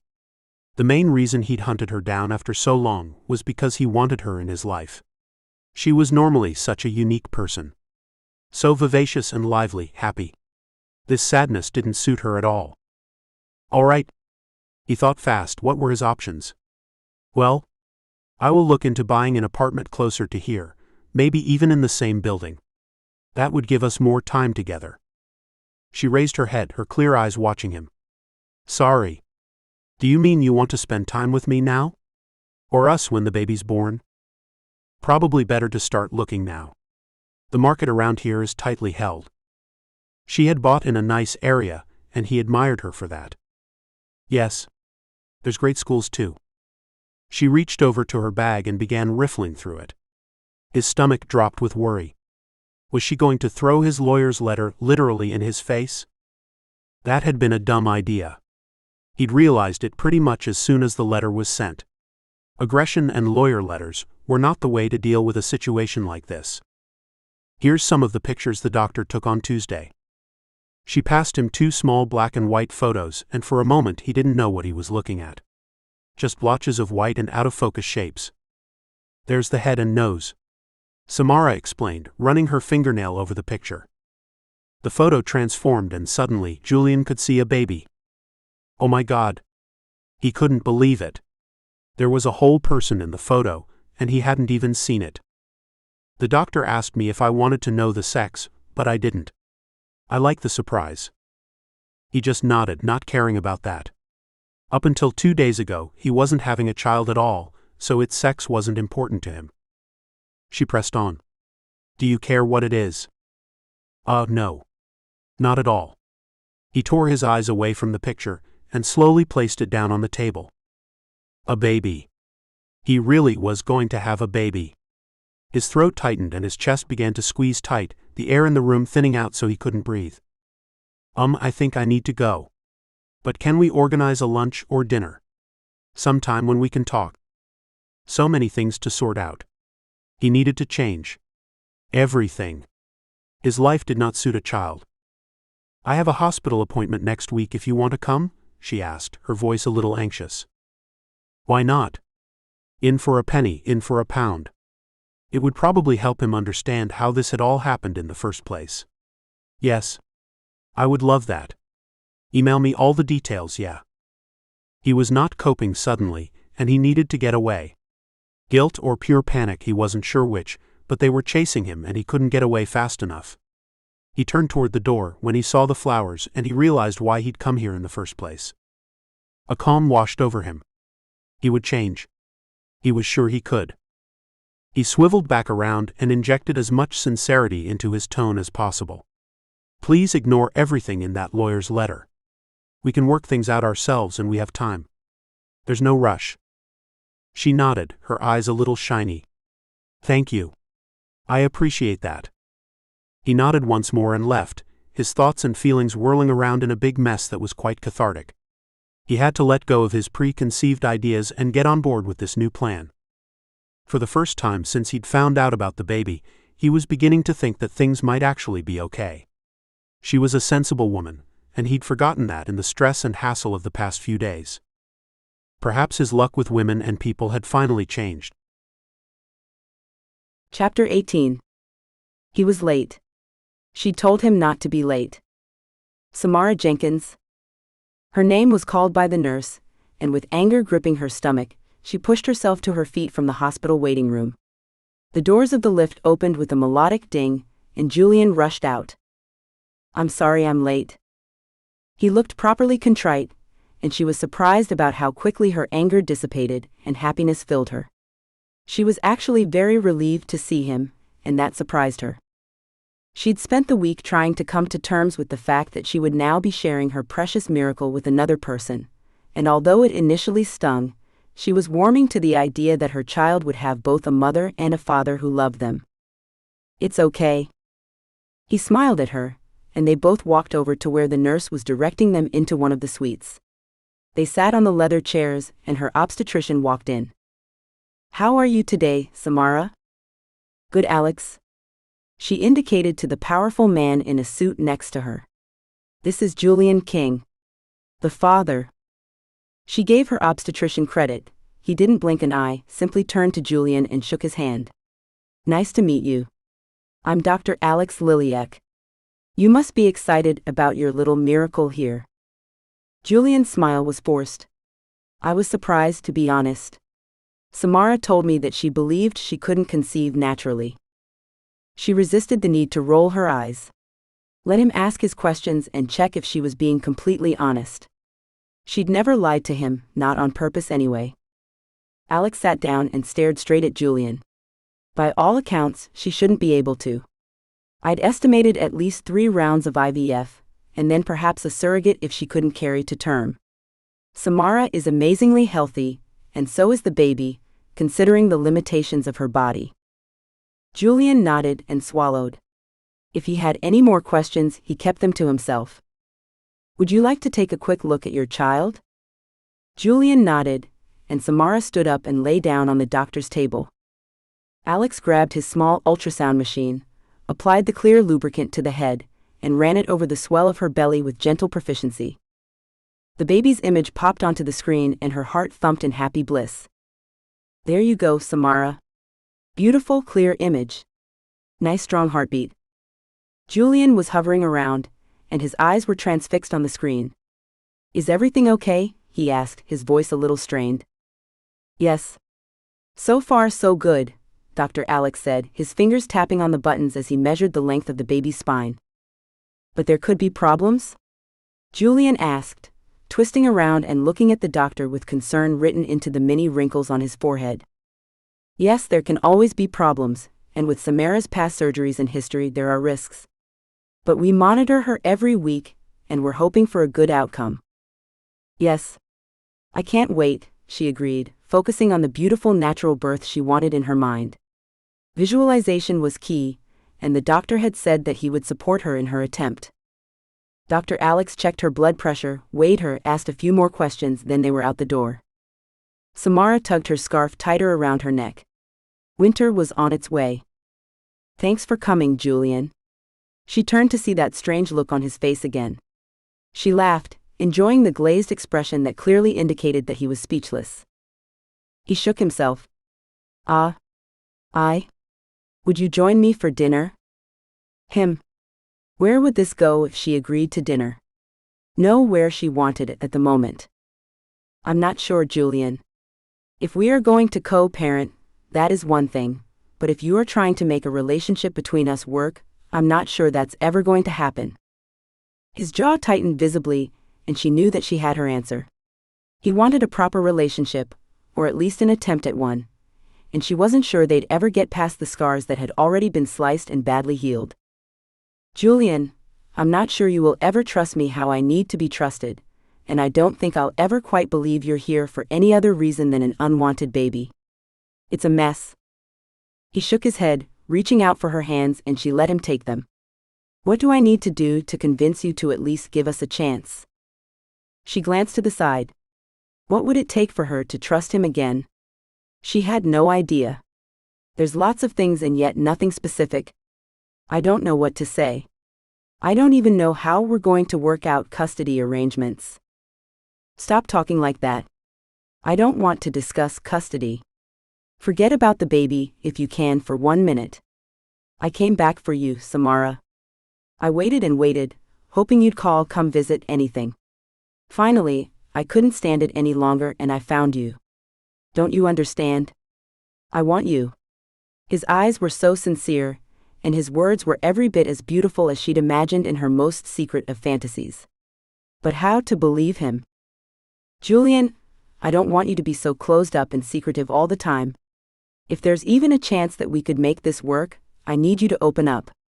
Let me know how you feel about everything. It's the only way I'll allow a relationship to develop. He leant forward slowly and pressed his lips to her forehead, sending ripples of soft pleasure out through her body. When he leaned back, his eyes were shadowed but unguarded. I'm the man I am, and I know I can be hard to understand. So I'll try to give you what you want. I will. That's all I can promise. She sighed and pulled away a little. That was something she supposed. He lifted a hand and stroked it down her face. Are you sure there isn't a shortcut to this, Samara? We got along so well in Hawaii. Trust the international businessman to want to close the deal early. I don't know, Julian. She let her gaze meet his again. Let's just give it some time. I suppose. That's what they needed. And lots of luck, love, and laughter. He smiled, not moving to get closer, though a small part of her wished he would. No one had kissed her since their last night together in Hawaii, and her body missed him, craved his touch. We have lots of that. Julian bought an apartment in Samara's building a month later and moved in straight away. Leaving his multi-million-dollar apartment in central Manhattan was easier than he'd thought. Cathartic even, to get away from a living space that held nothing but bad memories for him. He invited Samara to help him decorate the new apartment. The poor thing had been neglected for far too long from people who'd last renovated in the 80s. He didn't care how she changed things or what she did. He wouldn't be living there long. He was on a mission. A life mission. He was building a family, and he didn't care where he had to live, or what he had to do to convince Samara that they would be perfect for each other's futures. He went along with all of her plans for a second home for their baby, a second nursery, a second bed for him. He had no intentions of living in his apartment building long term. He would buy her a big house opposite Central Park, or out of town. He didn't care. As long as that vivacious, fun, sexy woman he knew in Hawaii came back into his life.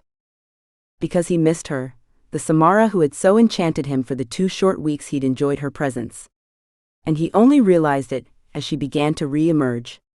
When she began to smile and flirt and arrange their lives with her concise brain, he fell more in like and lust with her. He couldn't admit to himself that it could be more than that, just yet. Despite Samara's reticence, he would never give up on them being together, and as the days ticked over and they spent more time together, he knew he was doing the right thing. Pursuing the right woman. Would you come and meet my parents on the weekend? He asked her over breakfast one Sunday morning. One of their many rituals. He was still giving her lots of space to do everything she needed to do, and with his work commitments, he was still flying all over the world. But if he was in New York, he saw her every day. For a meal, a meeting, a chat. He found any excuse to see her, watch his child grow. They hadn't even kissed since Hawaii, yet the attraction between them grew by the day. Every smile, every flirt of her eyes sent a shiver of desire through him. Ah, I suppose I can. Why? Do they want to run down on the Waikiki project? He laughed. Hardly. Ah, no. My parents want to meet the woman who's having my baby. Samara, who was drinking fresh orange juice, choked and spluttered, orange specks of fruit splattering over the shiny bench top. Yeah, I felt the same way initially. What's wrong?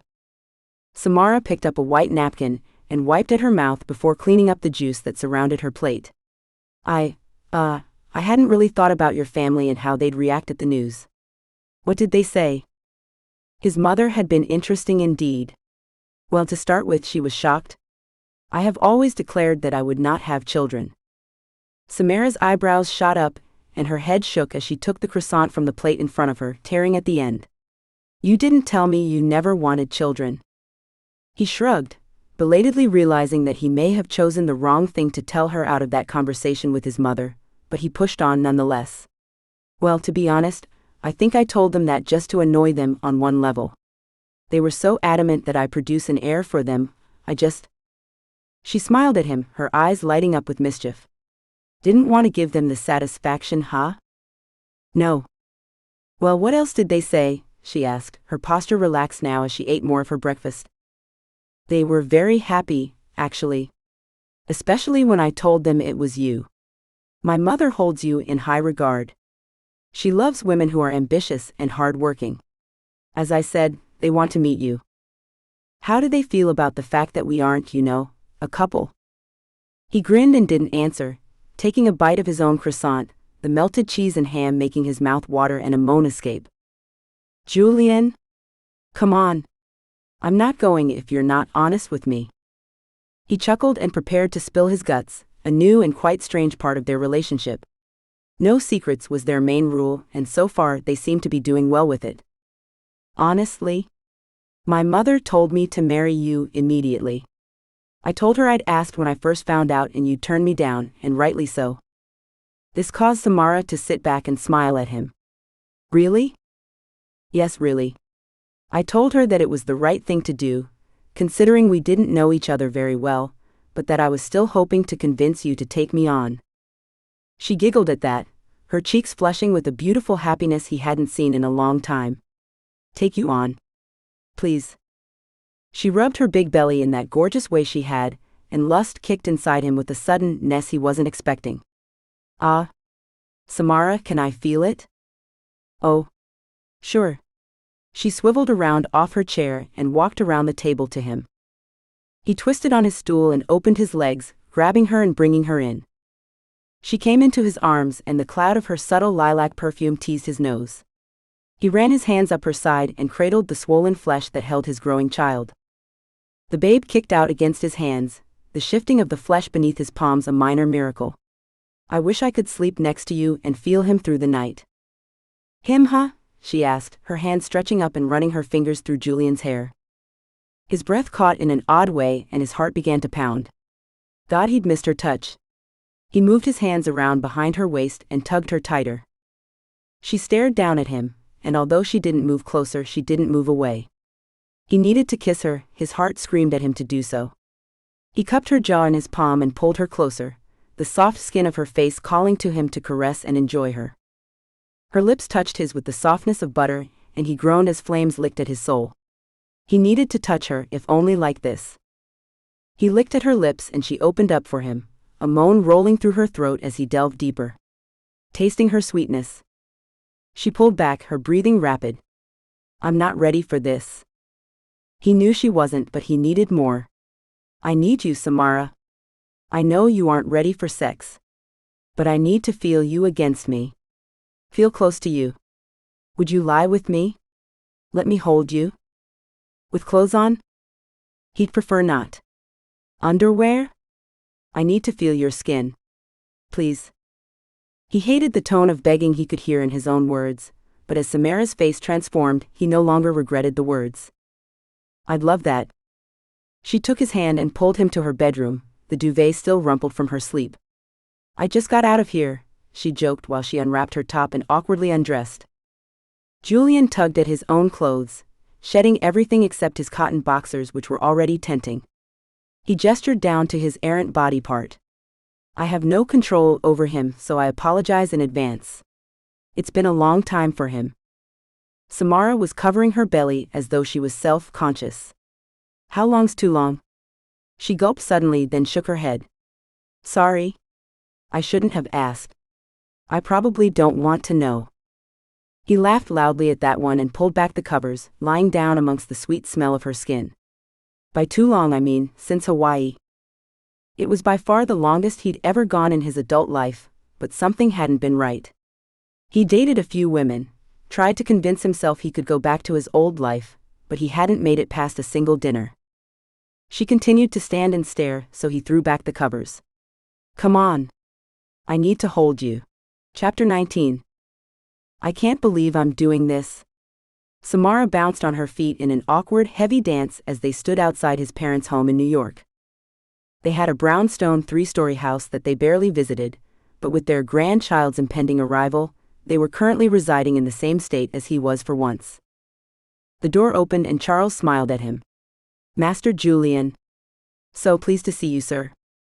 Julian smiled at the man who his parents dragged all over the world to wait on them, and who never complained. Hey Charles. This is Samara. Samara, my parents' most trusted man, Charles Worthing. They stepped into the house with Samara and Charles exchanging pleasantries. He took Samara's coat, and she shook off the snow that had fallen on them in the short walk from the car to the house. Goodness, it's cold. This way. He took Samara's hand and led her into his parents' main living room, where they sat in front of the fire. The opulence of the room made him inwardly laugh. Compared to his half-renovated apartment and Samara's gorgeous little home, this mansion was outdated and stodgy. Julian. His father greeted him with a nod and extended his hand. Father? He shook his dad's hand, feeling Samara's keen eyes watching him. His heart stumbled a little, and yet he was determined to be open with her. About what sort of family she was entering, and to give her some background on why he was who he was. His mother finally stood up from her comfortable chair and approached them, her too tiny body making her look like one of those bobble-headed dolls. You can never be too rich or too thin. Yeah, right. Julian, I'm glad you finally brought Samara to meet us. Her displeasure couldn't be hidden in her tone nor her words, and Samara the people-pleaser jumped to fill the sudden void in the conversation. It's lovely to be here, Mrs. King. Well, let's sit down. He took her hand again and pulled her onto the couch with him, his parents sitting in their usual chairs. There was more silence, and Julian struggled to find a topic that wouldn't set off one of his parents. Samara shifted forward on her chair. How is the Hawaii hotel faring? Have either of you visited it since the summer? His parents' faces scowled in unison. No, the humidity in Hawaii is terrible. We never visit that hotel, his mother said. His father's gaze flicked to Julian. That hotel was Julian's responsibility. The weight of the words hung heavy in the room, and Julian struggled to bite back the anger. He'd worked very hard over the past 6 months to right all the wrongs. Set the hotels and their company back on its feet. And he'd heard from a private investigator that they'd found the embezzling asshole of a manager, and were working on getting him deported. That would be a great day indeed. Yes, it was my responsibility and still is. The hotel is doing very well now. Yes, thanks to Samara's help. I was right to hire her, his mother said to him as she lifted her nose several inches in the air. You were, mother. She was a great help. He stared back at her, strange ripples of bad feelings pulling at his nerves. He'd become very good at schooling his features, so that he didn't give his parents the satisfaction of knowing he'd been hurt by their callous words. He'd tried so hard to win back their trust if he'd ever had it in the first place. Perhaps their respect would never be possible. Samara's hand slid onto his knee, and warmth infiltrated the coldness spreading through him like a cancer, the sunlight pushing back the darkness threatening to overwhelm him. Well, I for one am extremely grateful for the fact that you called me Mrs. King. I would never have met this wonderful son of yours, and I wouldn't have this incredible baby growing inside of me. The happiness and dancing cadence of her voice made all three of them turn to look at her. Julian stared in wonder, the love that he'd sensed growing inside of him blossoming into a full bloom. She was incredible. When are you due, Samara? His mother asked. The 5th of September, but I've been told any time after next week, really. Samara rubbed her belly and sat smiling at his parents, who struggled to look at her and make polite conversation. Would they bring up a lack of marriage, or would his parents be able to restrain themselves? Our son tells us that you have no interest in marriage, his father said, his eyes narrowed in suspicion. Right on cue. Father. Julian growled in warning, but Samara squeezed his thigh. It's all right. To answer your question, no, I'm not interested in marriage at the moment. I think I would look ridiculous in a wedding dress. She grinned and Julian's heart tugged hard in his chest. Does that mean that marriage is not out of the question? Because for our part, I would like to see our son settled with a wife and child as soon as possible. Samara grinned at his parents, her eyes twinkling with mischief. But he was married, and that ended horribly. Why would you want to do that to him again? His mother scoffed with disfavor. That was not a woman you marry. How he ever thought she was respectable, I will never know. You, on the other hand, are as different from her as summer is from winter. Julian stared at his mother, a lump forming in his throat. Why didn't you say anything back then? His mother sighed. Because. How will I put this? She had you by the balls and wasn't letting go. I knew that the harder I pushed her away, the tighter you'd cling to her. So I sat back and hoped she'd show her true colors before she got herself pregnant, and she did. There was a satisfied smirk to his mother's lips that he'd rarely seen, and he found himself smiling. Well, thank you for the insight, Mother. I believe I've chosen correctly this time. Samara scoffed beside him. Chose me, huh? I think the universe had everything to do with this, not you and your I am the master of my own destiny attitude. He turned on the couch and stared at her. Samara, you know I don't believe in that stuff. She twisted to look at him also, her fingers intertwining with his and gripping hard, the connection between them flowing like electricity. Really? Well, what do you call it when I'd sworn off work for the year, but got pulled into your mother's offer because of my parents' debts? I got pregnant in a situation which should have been practically impossible. She stared at him, and he remembered the hasty pullout in a pool. Yes, definitely low odds, even taking out the fact that she was practically infertile. Then we have a love affair, break it off, then you hunt me down, which I bet you've never done in your life. Gone after a woman who rejected you. He heard his parents' strange gasps, but he kept focusing on the woman in front of him. You may have a point there. I do. So don't sit there and believe this isn't meant to be. It is. She nodded once at him, her face strangely serious, then turned back to his parents. The rest of the visit passed quickly, and Julian couldn't stop thinking about everything she'd said. Did Samara really believe they were meant to be? They finished their drinks with his parents, rugged up against the New York winter, and ran back to his waiting town car. Seriously? I can't wait to get home. Samara shivered against him and slid into his side, pressing as close as she could. Your parents are so cold. Worse than this snow practically.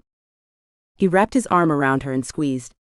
I told you they weren't exactly your type of people. Now I know why you don't have a good relationship with them. They'd be impossible to keep happy.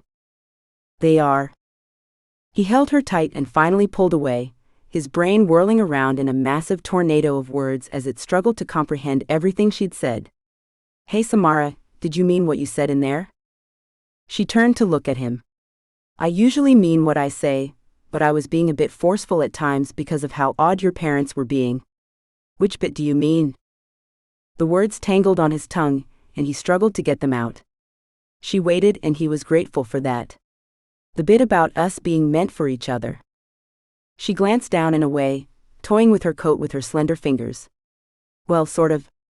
Why? He reached over and cupped her jaw, drawing her face back to look at him. Why? Because I want to marry you. If you love me and I love you, why shouldn't we share everything that is possible for us to share? Her beautiful blue eyes went wide as she stared at him. She wasn't saying anything, and his belly sunk with the realization that she may not have meant that much. What's wrong, Samara? Did you just say that you love me? If he'd been a cartoon, someone may as well have come along and banged him on the head with a frying pan. Had he said that? Why, yes, he had. Yes? He waited, unsure on where this would go or how she felt about him. On uncertain ground, for one of the first times in his life, he waited, as the driver took them through the crowded streets of Manhattan. Tears leaked from Samara's eyes and she grabbed for a tissue, wiping them away. I'm sorry. I don't know what's wrong with me. She sobbed, her face going as red as her coat. He grabbed her hands and stared into her eyes. He'd never proposed with anything other than the baby on his mind. Perhaps it was time to tell her that things had changed. He'd changed. And there was no going back. Samara Jenkins. You are the most courageous, fun, crazy, beautiful woman I have ever met. I am so proud to have you by my side, the mother of my child. He paused to run a hand over his growing babe. Please, not because you're having my baby, but because I love you. Marry me. More tears streaked down her face as her lips turned up into a brilliant smile. Yes. Of course, yes. I love you too. She launched herself at him in true Samara style and kissed him, her lips tasting of salty tears. He licked them all away, and said a silent prayer to the universe that Samara so believed in. When he could breathe, he pressed the button to communicate with his driver. To Tiffany's Drake, "We have a ring to buy." Samara snuggled into. "You don't have to do that. I have everything I could ever want, right here." She put one hand to her bump and the other to his cheek, and he grinned. And because she didn't care, he knew, it was even more important to spoil her. "I know that. But you deserve the best of everything. Starting with the most beautiful engagement ring we can find. And ending with," she teased, pulling him down on top of her. "As many babies as you want." The tears welled up and she blinked, making them flow down the side of her face. He knew her now. "I love you, Samara. And I'm going to spend the rest of my life making you happy." Epilogue. 18 months later. Samara caressed the small swell of her new baby beneath the satin of her fitted white wedding dress. When she'd planned her ceremony and picked out her slim-line gown, she hadn't thought she'd be pregnant for the second time. "Are you ready, my girl?" her father asked, stepping up next to her and holding out his arm. His face beamed with pride, and her heart swelled with the knowledge that her beloved parents adored Julian. "Yes. Most definitely." She took her father's arm in the lobby of the hotel she'd helped rise from the ashes. The marble floor shone, and there was a general happy buzz all around her from the many staff and all the people currently visiting the old dame of a hotel. Her father marched forward and they began to walk outside, the automatic doors opening smoothly, making her smile. Such a small thing, but it really did make such a difference. The bright sunshine shone on their faces, the once dreaded humidity wrapping around her and making her grin. They walked across the main road, and as she approached the large group of people gathered for them, she slipped out of her shoes as she stepped onto the sand, her wedding party set up before her. 100 people stood on the golden dune, staring at her, and as she looked back, her heart began to gallop in her chest. She'd waited for this moment for so long, and it was finally here. Separating the wedding guests was a long red carpet, leading up to the man she was going to spend the rest of her life with. "Last time to turn back, my girl," her dad whispered at her as she took a deep breath, her heart continuing to flip-flop in her chest. She whispered back at him, "Hurry up, Dad, or he might change his mind." Her dad chuckled in good humor, because they both knew that wasn't happening anytime soon, and together they began the slow walk down the aisle. Soft music played as her bare feet touched the carpet and she stared at the place her husband should be. He stepped out of the crowd and suddenly, there he was. Julian. Holding their son in his arms, their proud little ring-bearer. Julian had been a better partner and father than she'd ever imagined. He had turned around everything in their lives. And now, after waiting longer than they'd both wanted to, they would be husband and wife. Her dad stopped, lifted up her veil, his eyes suspiciously shiny as he kissed her cheek and handed her over to Julian. She turned to look at the man in the expensive suit. A man who'd taken her breath away the moment she saw him, and hadn't stopped doing so ever since. "You look so beautiful," he said, smiling at her in that way where she could see the love that shone from his eyes. Yet there was a kink to his mouth that made her think that he was imagining taking this dress off her later. They turned toward the ocean, the celebrant standing beneath the canopy. "Dear friends and family, we are gathered here today." The celebrant's word faded into the background as Thomas, her son, walked around to her side, clinging to her left hand as Julian held onto her right. Her family. She had everything she'd ever wanted, and it had all begun here. Her miracle in Hawaii. For another secret baby, billionaire romance, I think you'll really enjoy Her Boss's Baby, which you can download and read here. Or read on for a sneak peek into the story. Also by Lexi Mears. Axel and Chastity. My Dad's Billionaire Best Friend. Standalone. Her Boss's Baby. The One That Got Away. Baby Doctor. Forbidden Baby. Good Girl. Accidentally Pregnant. One Perfect Night. First Comes Love.